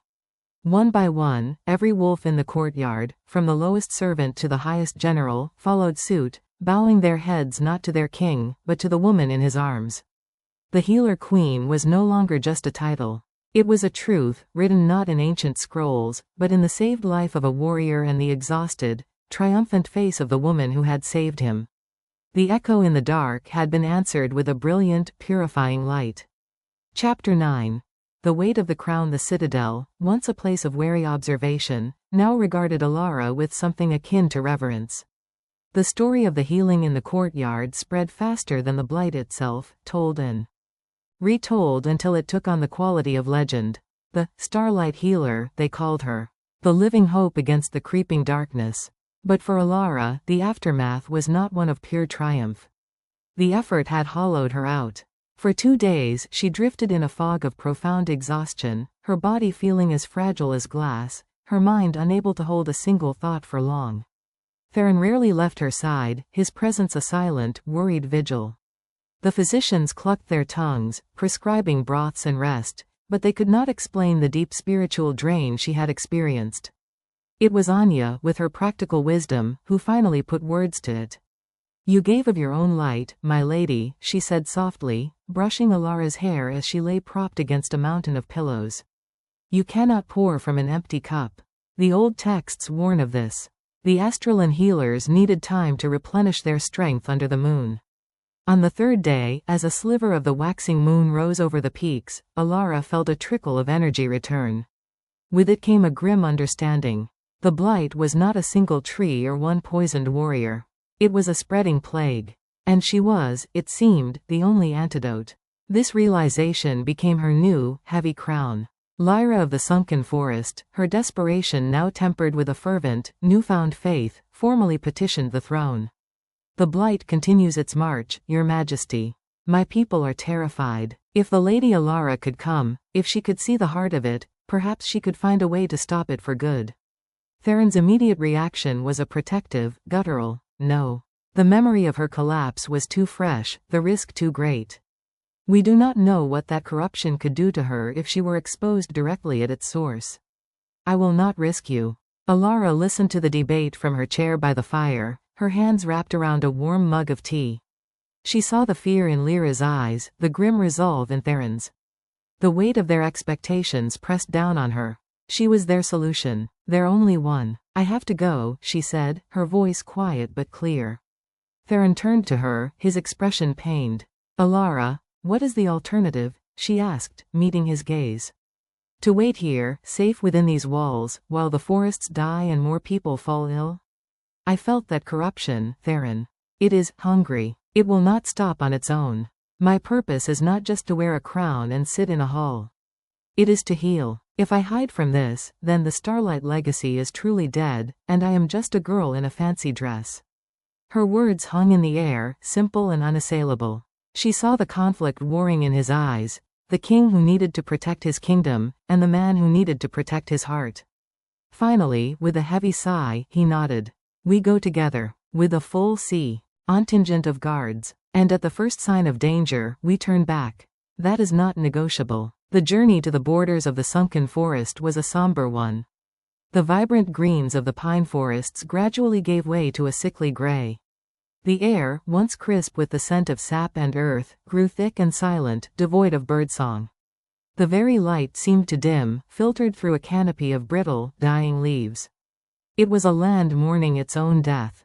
When they reached the blight's edge, it was worse than Elara had imagined. A visible line of demarcation cut through the woods. On one side, life, however muted. On the other, a twisted graveyard of trees, their bark sloughing off to reveal wood that was blackened and porous. The ground was soft and foul underfoot, and a deep, unnatural chill permeated the air. In the center of the worst of it stood a single, massive greatwood, ancient and revered by Lyra's pack. It was now the epicenter of the decay, its mighty trunk weeping a black, viscous sap, its branches like skeletal fingers clawing at a bleak sky. This is it, Lyra whispered, her voice thick with grief. The heart of the rot. Elara felt the malevolence here as a physical pressure, a wrongness that made her skin crawl and her stomach churn. The tiny spark of her inner light flared in automatic defense. Theron's hand rested on the hilt of his sword, his body tense as he scanned the dead forest. Be swift, my love. We will keep watch. Elara nodded, stepping forward alone. As she approached the great wood, the feeling of cold hunger intensified, pressing in on her from all sides. She could almost hear it, a silent, psychic scream of anguish from the land itself. She placed her hands on the blighted trunk. The contact was agony. It was not the sharp pain of the warrior's corruption, but a vast, deep, endless sorrow. The despair of 1,000 dying lives. The darkness surged up to meet her, eager to snuff out her light, to consume this new source of energy. Gritting her teeth, Elara pushed back. She called upon the memory of the star mirror, of the generations of Astralin who had stood as beacons against the dark. She poured her will into the tree, not to fight the rot with force, but to fill it with light, to remind it of what it was, what it had been. The silver glow erupted from her hands, brighter and more desperate than before. It flowed into the blackened wood, and for a moment, the weeping sap seemed to clear, the blackness receding a few inches. A single, frail leaf, long since turned brown, shuddered and fell from a branch. But the cost was immense. The blight was not a single point of corruption, it was the entire forest. It was like trying to drain an ocean with a thimble. The darkness fought back, a tidal wave of negation that threatened to overwhelm her. Her light began to flicker, her knees buckling under the spiritual strain. She was losing. The sheer scale of the blight was too much for one person, even an astrolin. Cannot be fought with force, only with a purifying light. The words from the torn scroll echoed in her mind. This wasn't working. She was trying to fight it. She was trying to be a warrior, not a healer. With a gasp, she pulled her hands back, breaking the connection. She stumbled away from the tree, falling to her knees in the foul earth, gasping for clean air. The silver light vanished, and the blight rushed back into the space it had momentarily lost, the great wood groaning as if in disappointment. Theron was at her side in an instant, lifting her into his arms. "That's enough," he said, his voice rough with fear. "We're leaving." "No," Elara choked out, shaking her head, her body trembling with exhaustion and failure. I was doing it wrong. I can't fight it. I have to understand it." She looked past him, at Lyra's devastated face, at the dead forest. She had not cured it. She had barely made a dent. But she had learned a terrible, crucial lesson. The blight was not just a sickness. It was a symptom of a deep, festering wound in the world itself. And the missing pages of the scroll weren't just lost. The thought crystallized in her mind with chilling certainty. They had been hidden. Someone, or something, did not want the cure to be found. The weight of the crown was no longer just about healing the land. It was about uncovering a truth someone had gone to great lengths to bury. And as Theron carried her from the blighted woods, Elara knew their real battle had only just begun. Chapter 10. The torn page. The return to the Sunstone Citadel was a muted, somber affair. The hopeful energy that had accompanied their departure was gone, replaced by the heavy scent of defeat and decay that seemed to cling to their clothes. Elara slept for a day and a night, her dreams haunted by the groaning greatwood and the feeling of a vast, hungry darkness pressing in on her. When she awoke, the exhaustion was still there, a deep weariness in her soul, but her mind was clear, sharpened by a new, chilling resolve. She had faced the blight and failed to cure it, but she had not come away empty-handed. She had felt its nature. It was not a mindless plague. It was a corruption, a deliberate poisoning of the land. And the answer to stopping it lay in the past, in the secrets someone had tried to erase. She went directly to the memory chamber, the heavy door groaning shut behind her, sealing her in the silent, dusty company of history. She ignored the star mirror this time and went straight to the cabinet where the brittle scrolls on the astrolin were kept. Her hands, still slightly trembling, unrolled the one that described the shadow rot. She laid it carefully on the central pedestal, the blank space where the final pages should have been a glaring accusation. The tear was old, the edge of the remaining vellum frayed and brown with age. She had assumed it was simple decay, the ravages of time. Now, she looked closer. Leaning in, she squinted in the dim torchlight. The tear was not ragged. It was surprisingly straight, too clean for accidental rip.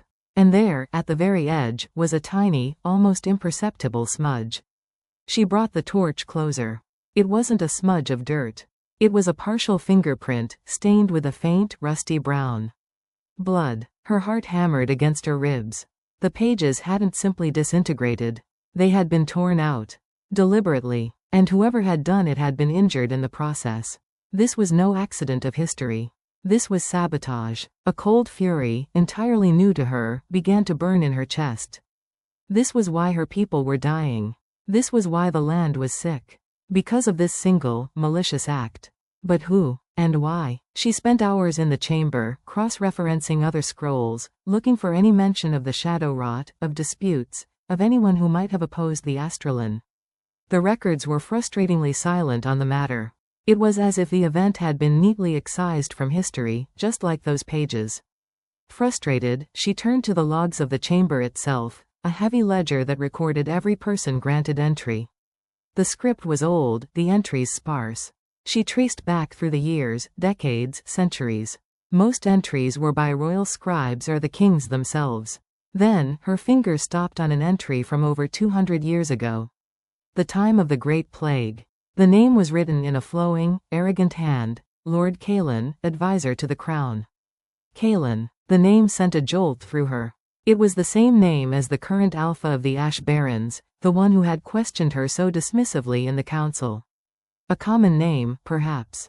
A family name. She looked closer at the entry. The reason for his visit was listed as historical research for the crown. But something was scribbled in the margin in a different, finer ink, the hand of the chamber's ancient keeper. Dispute over Astralan methods. Argument heard. Left in agitation. Her breath caught. An argument. Agitation. She needed to find out more about this Lord Kaelen. She left the memory chamber, her mind racing, and sought out Anya in the bustling palace kitchens. Anya, she said, pulling the older woman aside. The name Kaelen, of the Ash Barons. Do you know their history? Their lineage? Anya wiped her flour-dusted hands on her apron, her kind face growing thoughtful. The Ash Barons Kaelens? An old family, my lady. Very old. And very proud. It is said their power and influence waned significantly after the Great Plague. They were once the second most powerful family in the kingdom, advisors to the throne. But the king at the time grew distant from them. There were whispers? She lowered her voice. Whispers that Lord Kaelen of that time had advocated for a culling of the sick during the plague. A ruthless strategy to save the strong. The Astralan, of course, opposed him utterly. They believed in healing every soul they could. It was a great schism in the court. Not long after, the Astralan began to die out, and the Kaelens lost their favor. The pieces clicked into place with a terrifying clarity.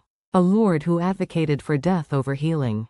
A lord who argued with the Astralan and was later recorded entering the memory chamber in a state of agitation. A lord whose family never regained their former power. What if the lost cure wasn't just about hiding a method? What if it was about hiding a crime? Elara didn't wait. She went to Theron's study, where he was poring over maps of the blighted regions with his generals.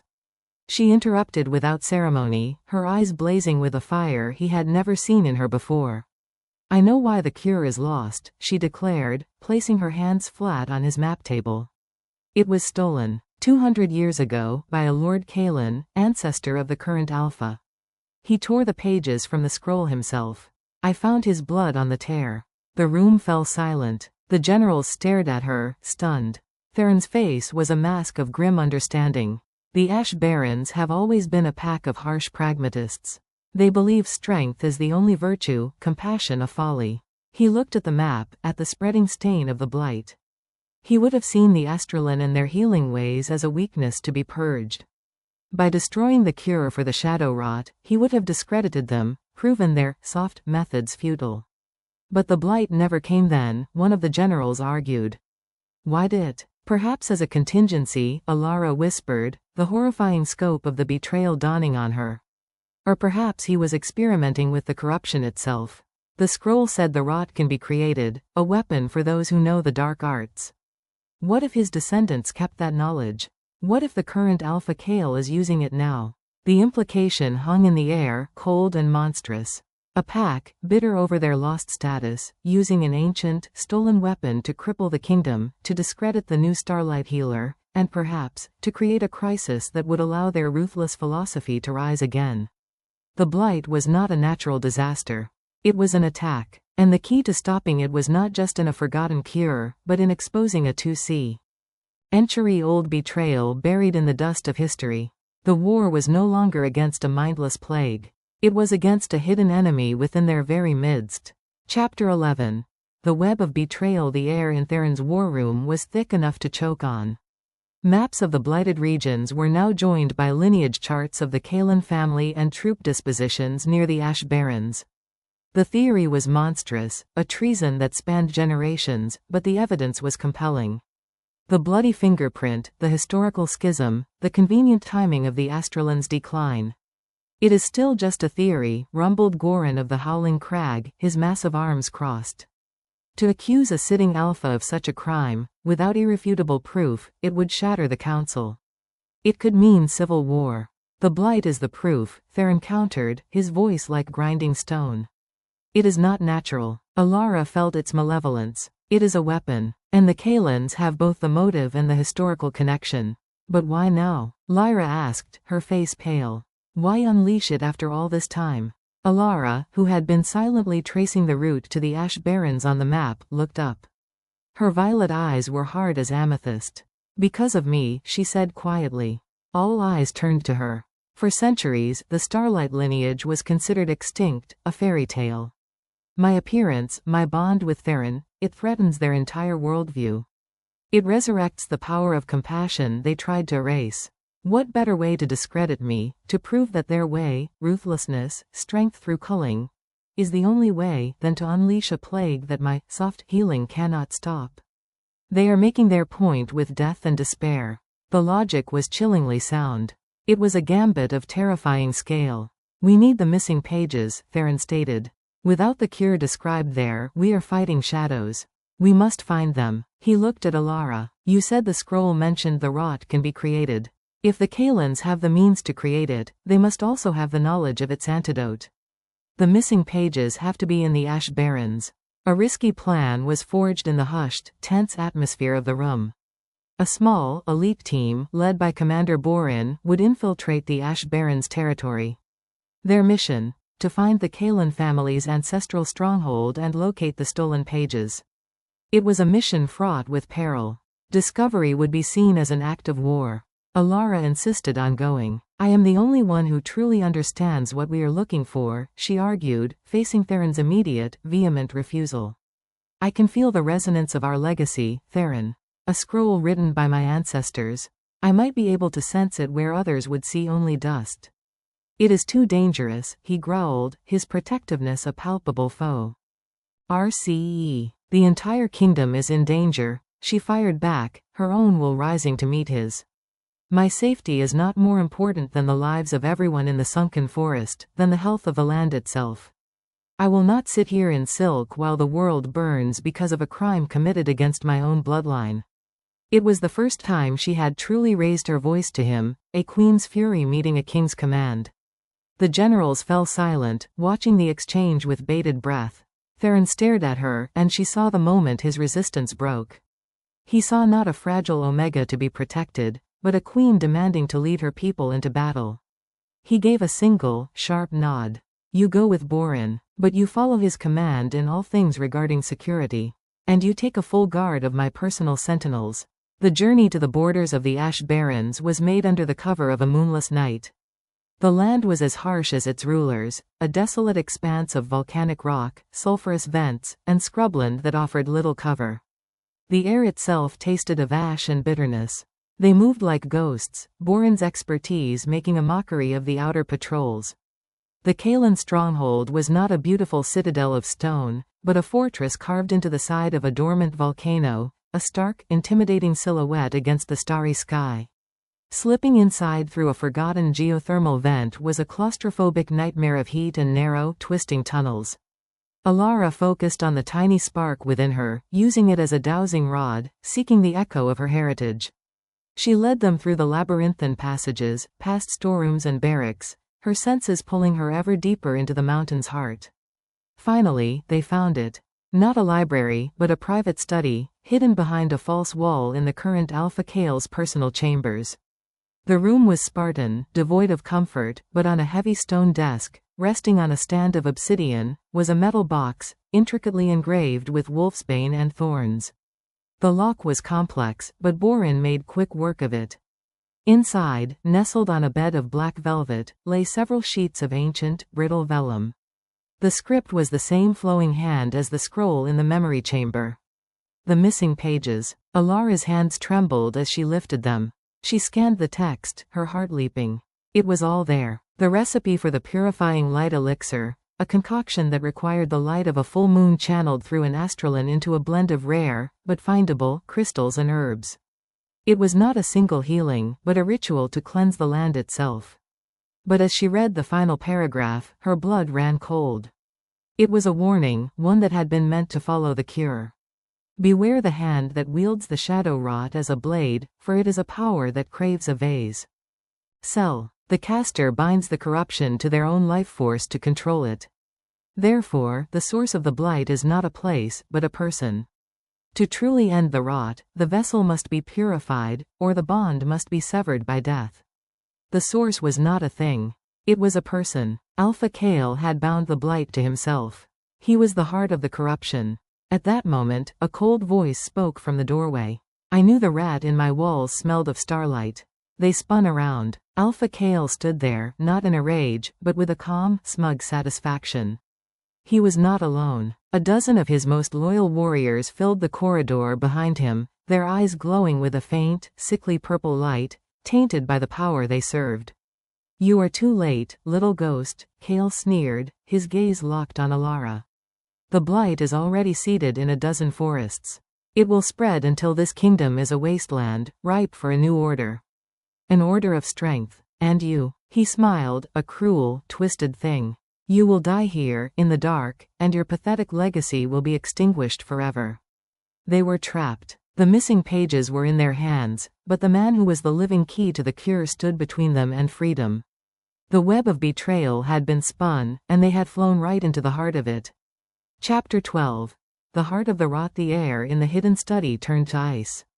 Borin and the Stonepeak sentinels immediately formed a protective circle around Elara, their swords whispering from their scabbards, a ring of polished steel against the gloom. The Ash Baron warriors in the corridor answered in kind, their own blades emerging, tainted with the same faint purple glow as their eyes. "You have committed treason against the crown and the very land itself," Kael, Borin growled, his one good eye blazing. "Surrender the knowledge to reverse this blight, and your death will be swift." Kael let out a dry, humorless laugh. "Treason? I am ushering in a necessary evolution. This kingdom has grown soft, coddled by foolish notions of compassion. The strong should rule, and the weak should serve or be purged. The blight is simply pruning the weak branches." His gaze slid to Elara, full of venomous contempt. "Starting with the last fragile twig of a dead bloodline." He didn't order the attack. He simply raised a hand, and the corruption in the air intensified, thickening into a visible, purple-black mist that coiled from his fingertips. The Ash Baron warriors charged with silent, deadly purpose. The clash was immediate and brutal. The narrow corridor became a charnel house of ringing steel, guttural snarls, and the sickening thud of bodies meeting stone. Borin was a whirlwind of scarred fury, his sword a blur, holding the doorway almost single-handedly. But the tainted warrior's foe. T with an unnatural strength and a complete disregard for their own safety. Elara, pressed against the stone desk, clutched the precious pages to her chest. Fear threatened to paralyze her, but the words she had just read burned in her mind. The caster binds the corruption to their own life force. Kael was not just the commander. He was the source. The battlefield wasn't the corridor, it was him. She saw one of the sentinels fall, his armor blackening where a tainted blade had grazed him, the corruption spreading through his body like wildfire. He was dead before he hit the ground. They were losing. Borin was being pushed back, step by agonizing step. They couldn't win a fight of steel against this dark magic. Her eyes met Kael's across the chaos. He was watching her, savoring her terror, confident in his victory. A strange calm descended upon Elara. The fear did not vanish, but it was compartmentalized, locked away. The healer in her saw the disease, and the queen in her saw the only course of treatment. This was not a war for warriors. It was a task for a starlight healer. She closed her eyes, shutting out the carnage. She reached for the bond, not just the one with Theron, which was a cord of fiery concern and rage in her soul, but the deeper one, the connection to her lineage, to the moon, to the very essence of light that opposed the darkness before her. She called upon it, not as a gentle healing warmth, but as a weapon. A purifying flame. A silver light erupted from her, so bright it bleached the color from the room. It was not the soft glow of the healing, but a brilliant, searing radiance. The fighting faltered for a split second, warriors on both sides shielding their eyes. Kael snarled, his smug confidence finally cracking. "You cannot fight it. You are a healer, not a warrior." "You are right," Elara said, her voice echoing with a power that was not entirely her own. It was the accumulated will of every Astralin who had come before her. "I am not here to fight. I am here to cure." She took a step forward, through the ring of her guards, who stared at her in awe. The silver light poured from her, focusing into a beam that lanced across the room, not at the warriors, but directly at Alpha Kael. He screamed, a raw, inhuman sound of agony and rage, as the pure light struck his chest. The purple-black mist around him writhed and hissed, trying to shield him. The blight was a part of him, and her light was burning it out. "Your strength is a lie," Elara cried out, her body trembling with the immense effort of channeling so much power. It is a parasite that feeds on life. True strength is in the will to protect, to heal, to persevere. She advanced, step by step, the beam of light unwavering. The tainted warriors, their connection to the blight. Severed as Kael fought for his own survival, staggered and fell back, confusion and pain replacing the mindless fury in their eyes. Kael fell to his knees, clawing at his chest. The dark veins she had seen on the poisoned warrior now surfaced on his own skin, pulsing violently as the light scoured him. "You cannot? I am the future," he rasped. "No," Elara said, her voice filled with a final, absolute certainty. "You are the past." A forgotten, bitter echo. With a final, desperate surge of will, she pushed every ounce of her power into the light. There was no explosion, only a silent, brilliant flash that filled the room, followed by a wave of pure, clean energy that washed over everyone, cool and refreshing as a mountain spring. When the light faded, Alpha Kael lay on the floor, unconscious. The purple glow was gone from his eyes and from his warriors. The oppressive, corrupt presence that had filled the fortress had vanished. The blight had been severed at its source.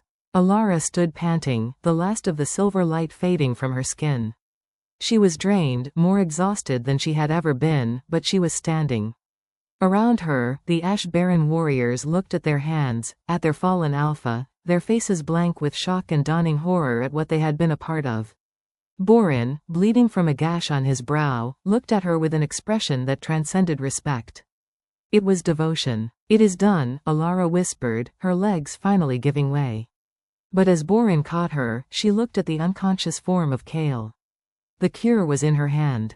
The source was purified. But the words of the scroll echoed once more. The vessel must be purified, or the bond must be severed by death. Kael was alive. The bond was severed, but he was alive. And as she looked into the stunned, hate-filled eyes of his now freed warriors, she knew one terrifying truth. The war was over, but the consequences were just beginning. Chapter 13.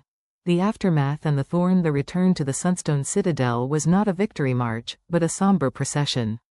They brought with them the unconscious form of Alpha Kael, bound in silver-chased manacles that dampened his power, and the stunned, captive remnants of his personal guard. The missing pages, carefully wrapped and stored next to Elara's heart, felt less like a triumph and more like a grim indictment of a legacy of hatred. News of Kael's capture and the revelation of his treason raced ahead of them. The atmosphere in the citadel was a turbulent mix of relief, fury, and a deep, unsettling fear. The blight, which had been a mindless, creeping terror, was now revealed to be a deliberate act of war from within their own ranks. The trust that bound the 7 packs together had been shattered. Theron was waiting in the main courtyard. His face a granite mask of controlled rage and profound worry.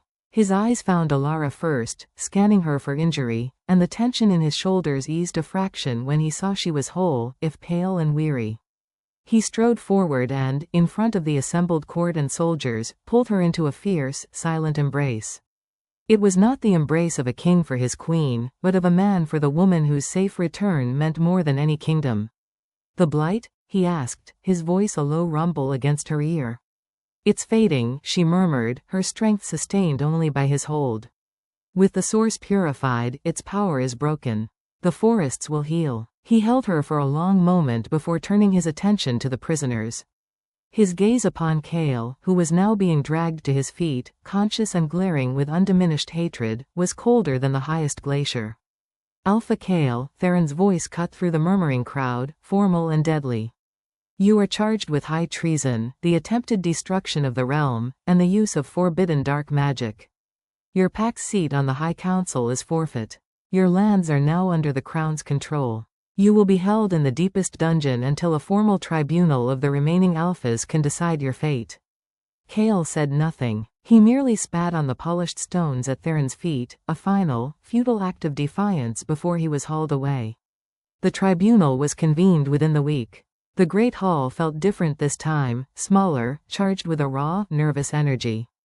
Goran, Lyra, and the other alphas sat in judgment, their faces grave. Elara sat beside Theron, not as a novelty to be examined, but as a key witness to the crime.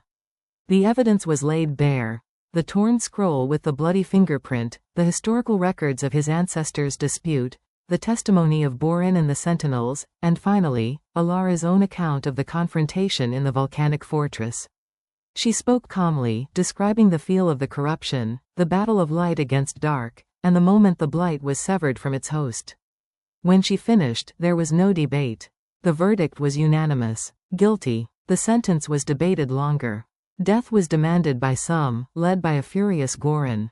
He does not deserve to draw another breath. He poisoned the land itself.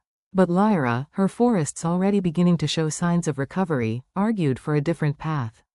Death makes him a martyr to his followers. It ends the problem but does not solve the hatred that created it. It was Elara who spoke the final, decisive words. She rose, and the hall fell silent, waiting for the judgment of the Starlight Healer. The scroll said the bond could be severed by death, she said, her voice clear and carrying. But it also offered another path. Purification. I have already purified the blight from him. He is now just a wolf, stripped of his dark power. To kill him now would be an act of vengeance, not of justice. It would be to adopt the very philosophy he espoused, that might makes right. She looked at each alpha in turn. Let his punishment be to live. To live in the kingdom he tried to destroy. Let him be imprisoned, yes, but let him be forced to hear the reports of the land's healing, of the people thriving without his strength. Let his existence be a permanent reminder of the failure of hatred. Her proposal was met with stunned silence. It was a punishment far more subtle and cruel than a swift axe. It was a sentence of witnessing his own irrelevance. Theron looked at her, his eyes filled with a deep, unwavering pride. He put it to a vote. The sentence of life imprisonment, under the terms Elara described, was passed. As Kael was led away to his eternal cell, a new, more insidious thorn emerged. With the Ash Barons pack leaderless and disgraced, a successor had to be chosen. From the ranks of the captured warriors stepped a young, sharp-faced male named Malik. He was Kael's nephew, and he had surrendered willingly, his eyes clear of the corruption. He knelt before the council, his voice dripping with contrition. The Ash Barons have lost their way, blinded by my uncle's bitter ambition, he declared, his head bowed. We throw ourselves upon the mercy of the crown. I pledge my loyalty and the loyalty of my pack to King Theron and Queen Elara. We wish only to atone and rejoin the kingdom. It was everything they could have hoped for. A peaceful transition. A pledge of loyalty. The other alphas nodded, visibly relieved. The crisis was over. But as Malik rose, his eyes briefly met Elara's. And in that fleeting, unguarded moment, she saw it. Not the purple glow of the blight, but something else. A cold, calculating intelligence. A spark of resentment so quickly masked it was almost invisible. He was not contrite. He was adapting. He had seen his uncle's direct assault fail spectacularly. He was choosing a different path. A longer, more patient game. As he bowed and retreated from the hall, the new, loyal, alpha of the Ash Barons, a cold dread settled in Elara's stomach. The blight was cured. The traitor was imprisoned. But the thorn of hatred had not been pulled. It had merely been driven deeper, hidden beneath a veneer of submission.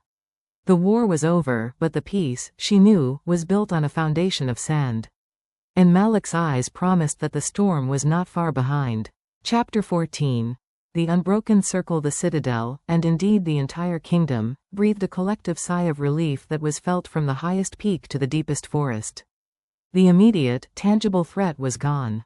The shad. Rot, severed from its source, withered with shocking speed.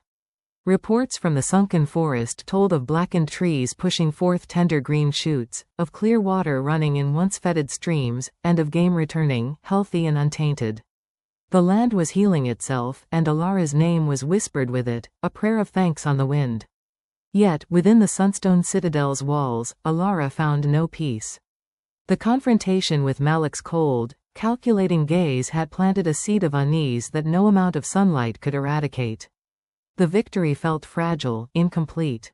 They had cut the head from the serpent, but the body, the ideology of ruthless strength, still writhed in the dark. She spent her days not in celebration, but in action. The pages she had recovered from the Ash Barons became her scripture. With Anya's help and the Citadel's resources, she gathered the rare moon-blessed crystals and silvery herbs described in the text. Under the light of the full moon, in the same courtyard where she had healed the poisoned warrior, she performed the great purification ritual. It was not a battle this time, but a symphony. She stood in the center of a circle of the gathered crystals, her hands raised to the luminous moon, and became a conduit. The silver light that flowed from her was gentle, vast, and endless. It did not burn or scathe. It washed over the citadel and flowed outwards, a wave of cleansing energy that rolled across the kingdom, seeping into the soil, the water, the very air, ensuring no lingering trace of the blight could take root again. When it was done, she did not collapse, but stood filled with a profound, humming peace. The land was not just healed, it was hallowed. But her work was not finished. The memory of her own suffering, the hunger, the cold, the crushing loneliness of being an outcast, was a scar that had shaped her. She would not let others bear that pain if she could prevent it. She went to Theron with a formal proposal, written on parchment and presented with the same gravity as a matter of state. "I wish to establish the Starlight Sanctuaries," she said, her voice firm. "Places of safety and learning, open to any wolf who has been cast out, abused, or forgotten by their pack. Not as prisons or poorhouses, but as schools. They will learn of the old ways, of healing and mediation, but also trades, farming, building, weaving. They will learn that their worth is not determined by the rank they were born into, but by the strength of their own character and the work of their own hands." Theron listened, his eyes shining as he looked at the woman before him. The timid ghost from the snow had become a force of nature, an architect of a more compassionate future.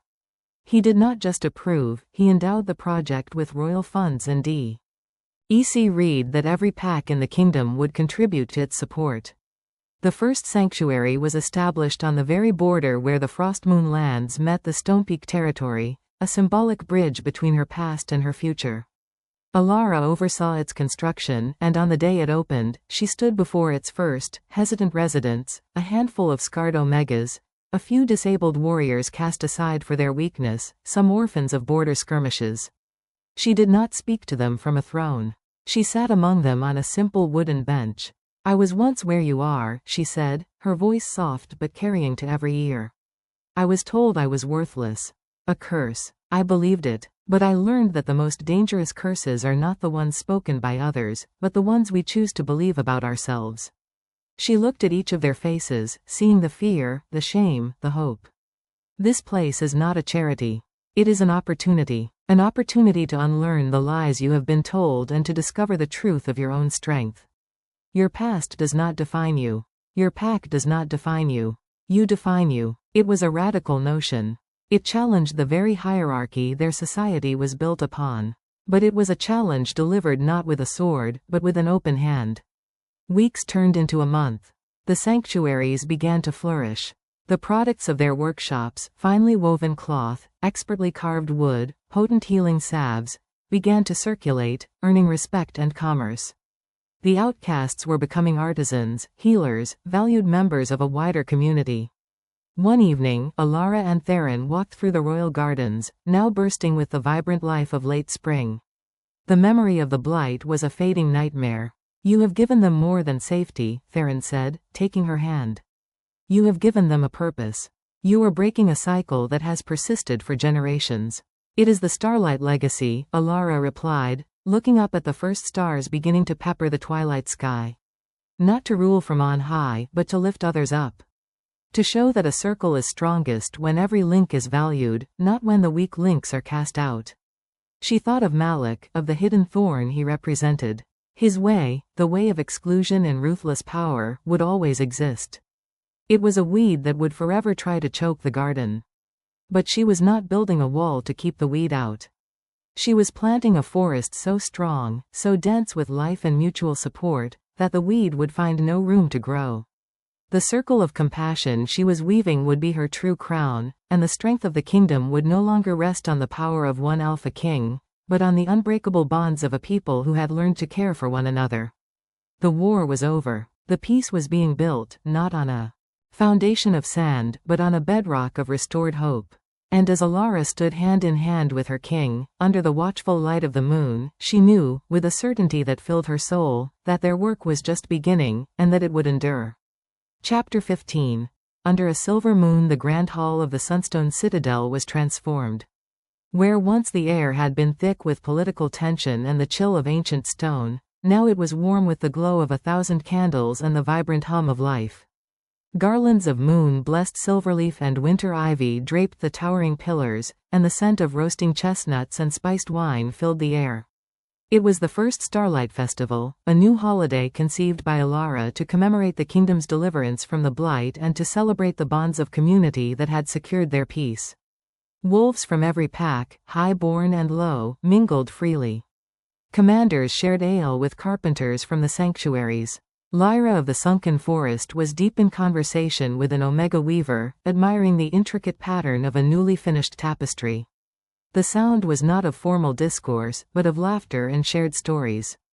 The kingdom was not just healed, it was being remade, stitch by joyful stitch. Elara stood at the edge of the celebration, watching it all with a heart so full she thought it might burst. She wore a simple gown of ivory wool, a living star in the bustling hall. The ornate crown of her office felt light upon her brow tonight, not a weight, but a part of her. Theron found her there, his presence a familiar warmth at her side. He too had foregone his formal armor for a dark, elegant tunic. The love in his stormy eyes was a quiet, constant thing, more powerful than any royal decree. "You have done this," he murmured, his hand finding the small of her back. "You brought them together, not through fear or power, but through hope." "We did it," she corrected softly, leaning into his touch. "A king's strength and a healer's heart. The balance the scrolls spoke of." As the feast reached its peak, a hush gradually fell over the crowd. All eyes turned toward them, expectant. It was a silent request, one born of reverence and love. Theron nodded to her, a quiet encouragement. This was her moment. Elara stepped forward onto the low dais. She did not need to raise her voice. The hall was already silent, waiting for her words. "Not long ago," she began, her voice clear and calm, "I stood in a snow-covered grove, believing I was utterly alone in the world. I believed the words spoken over me, that I was a ghost, a curse, something to be cast out and forgotten." Her gaze swept over the faces before her, seeing not subjects, but a tapestry of souls. "I was wrong. We are all connected. The strength of the wolf is the pack, and the strength of the pack is not just its alpha, but every single one of its members. The warrior, the healer, the farmer, the storyteller. When we forget that, when we cast out our own, we become like a tree that severs its own roots, wondering why it withers." She saw nods of agreement, eyes glistening with empathy. Many here had known isolation in one form or another. "This festival is not just a celebration of a victory over a dark magic," she continued. "It is a promise that in this kingdom, no one will ever have to face the storm alone again. That a different kind of strength, the strength of compassion, of resilience, of community, will always be valued. We are not defined by the darkness we have faced, but by the light we choose to kindle in its wake." As she finished, a collective warmth seemed to fill the hall, a palpable feeling of unity and purpose. It was more powerful than any alpha's command. Later, as the festival spilled out into the moonlit gardens, Elara and Theron stole a moment of quiet for themselves, standing on a high balcony overlooking the silver-drenched valleys of his kingdom. The sounds of music and laughter drifted up to them, a sweet, distant symphony. "It is a good world we are building, Elara," Theron said, his arm around her shoulders. "It is," she agreed, resting her head against him. "But it will need constant tending. The shadow of the Ash Baron's ideology still exists. Malik watches and waits." "Let him watch," Theron said, his voice confident and sure. "He will see a kingdom united. He will see that the light you have lit is not a fragile flame, but a sun that grows stronger every day. His hatred cannot thrive where there is no soil for it to take root." He turned to her, his face serious in the moonlight. "You have given me more than a crown, Elara. You have given me a purpose beyond rule. You have given me a future worth fighting for, not with a sword, but with every act of kindness we foster." He didn't speak of the bond anymore.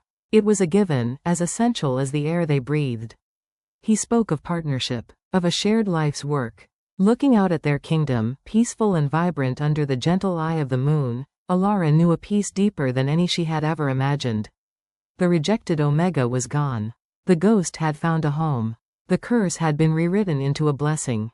She was Elara, queen of the Stonepeak Kingdom, heir to the Starlight legacy, and the beloved partner of a king who saw her true worth. The long winter was over. Her life, and the life of the kingdom she loved, was just beginning its long, bright spring. And as the silver moon shone down, it felt not like a cold, distant rock, but like a promise kept. Like, subscribe, and comment for part 2. EAK greater than.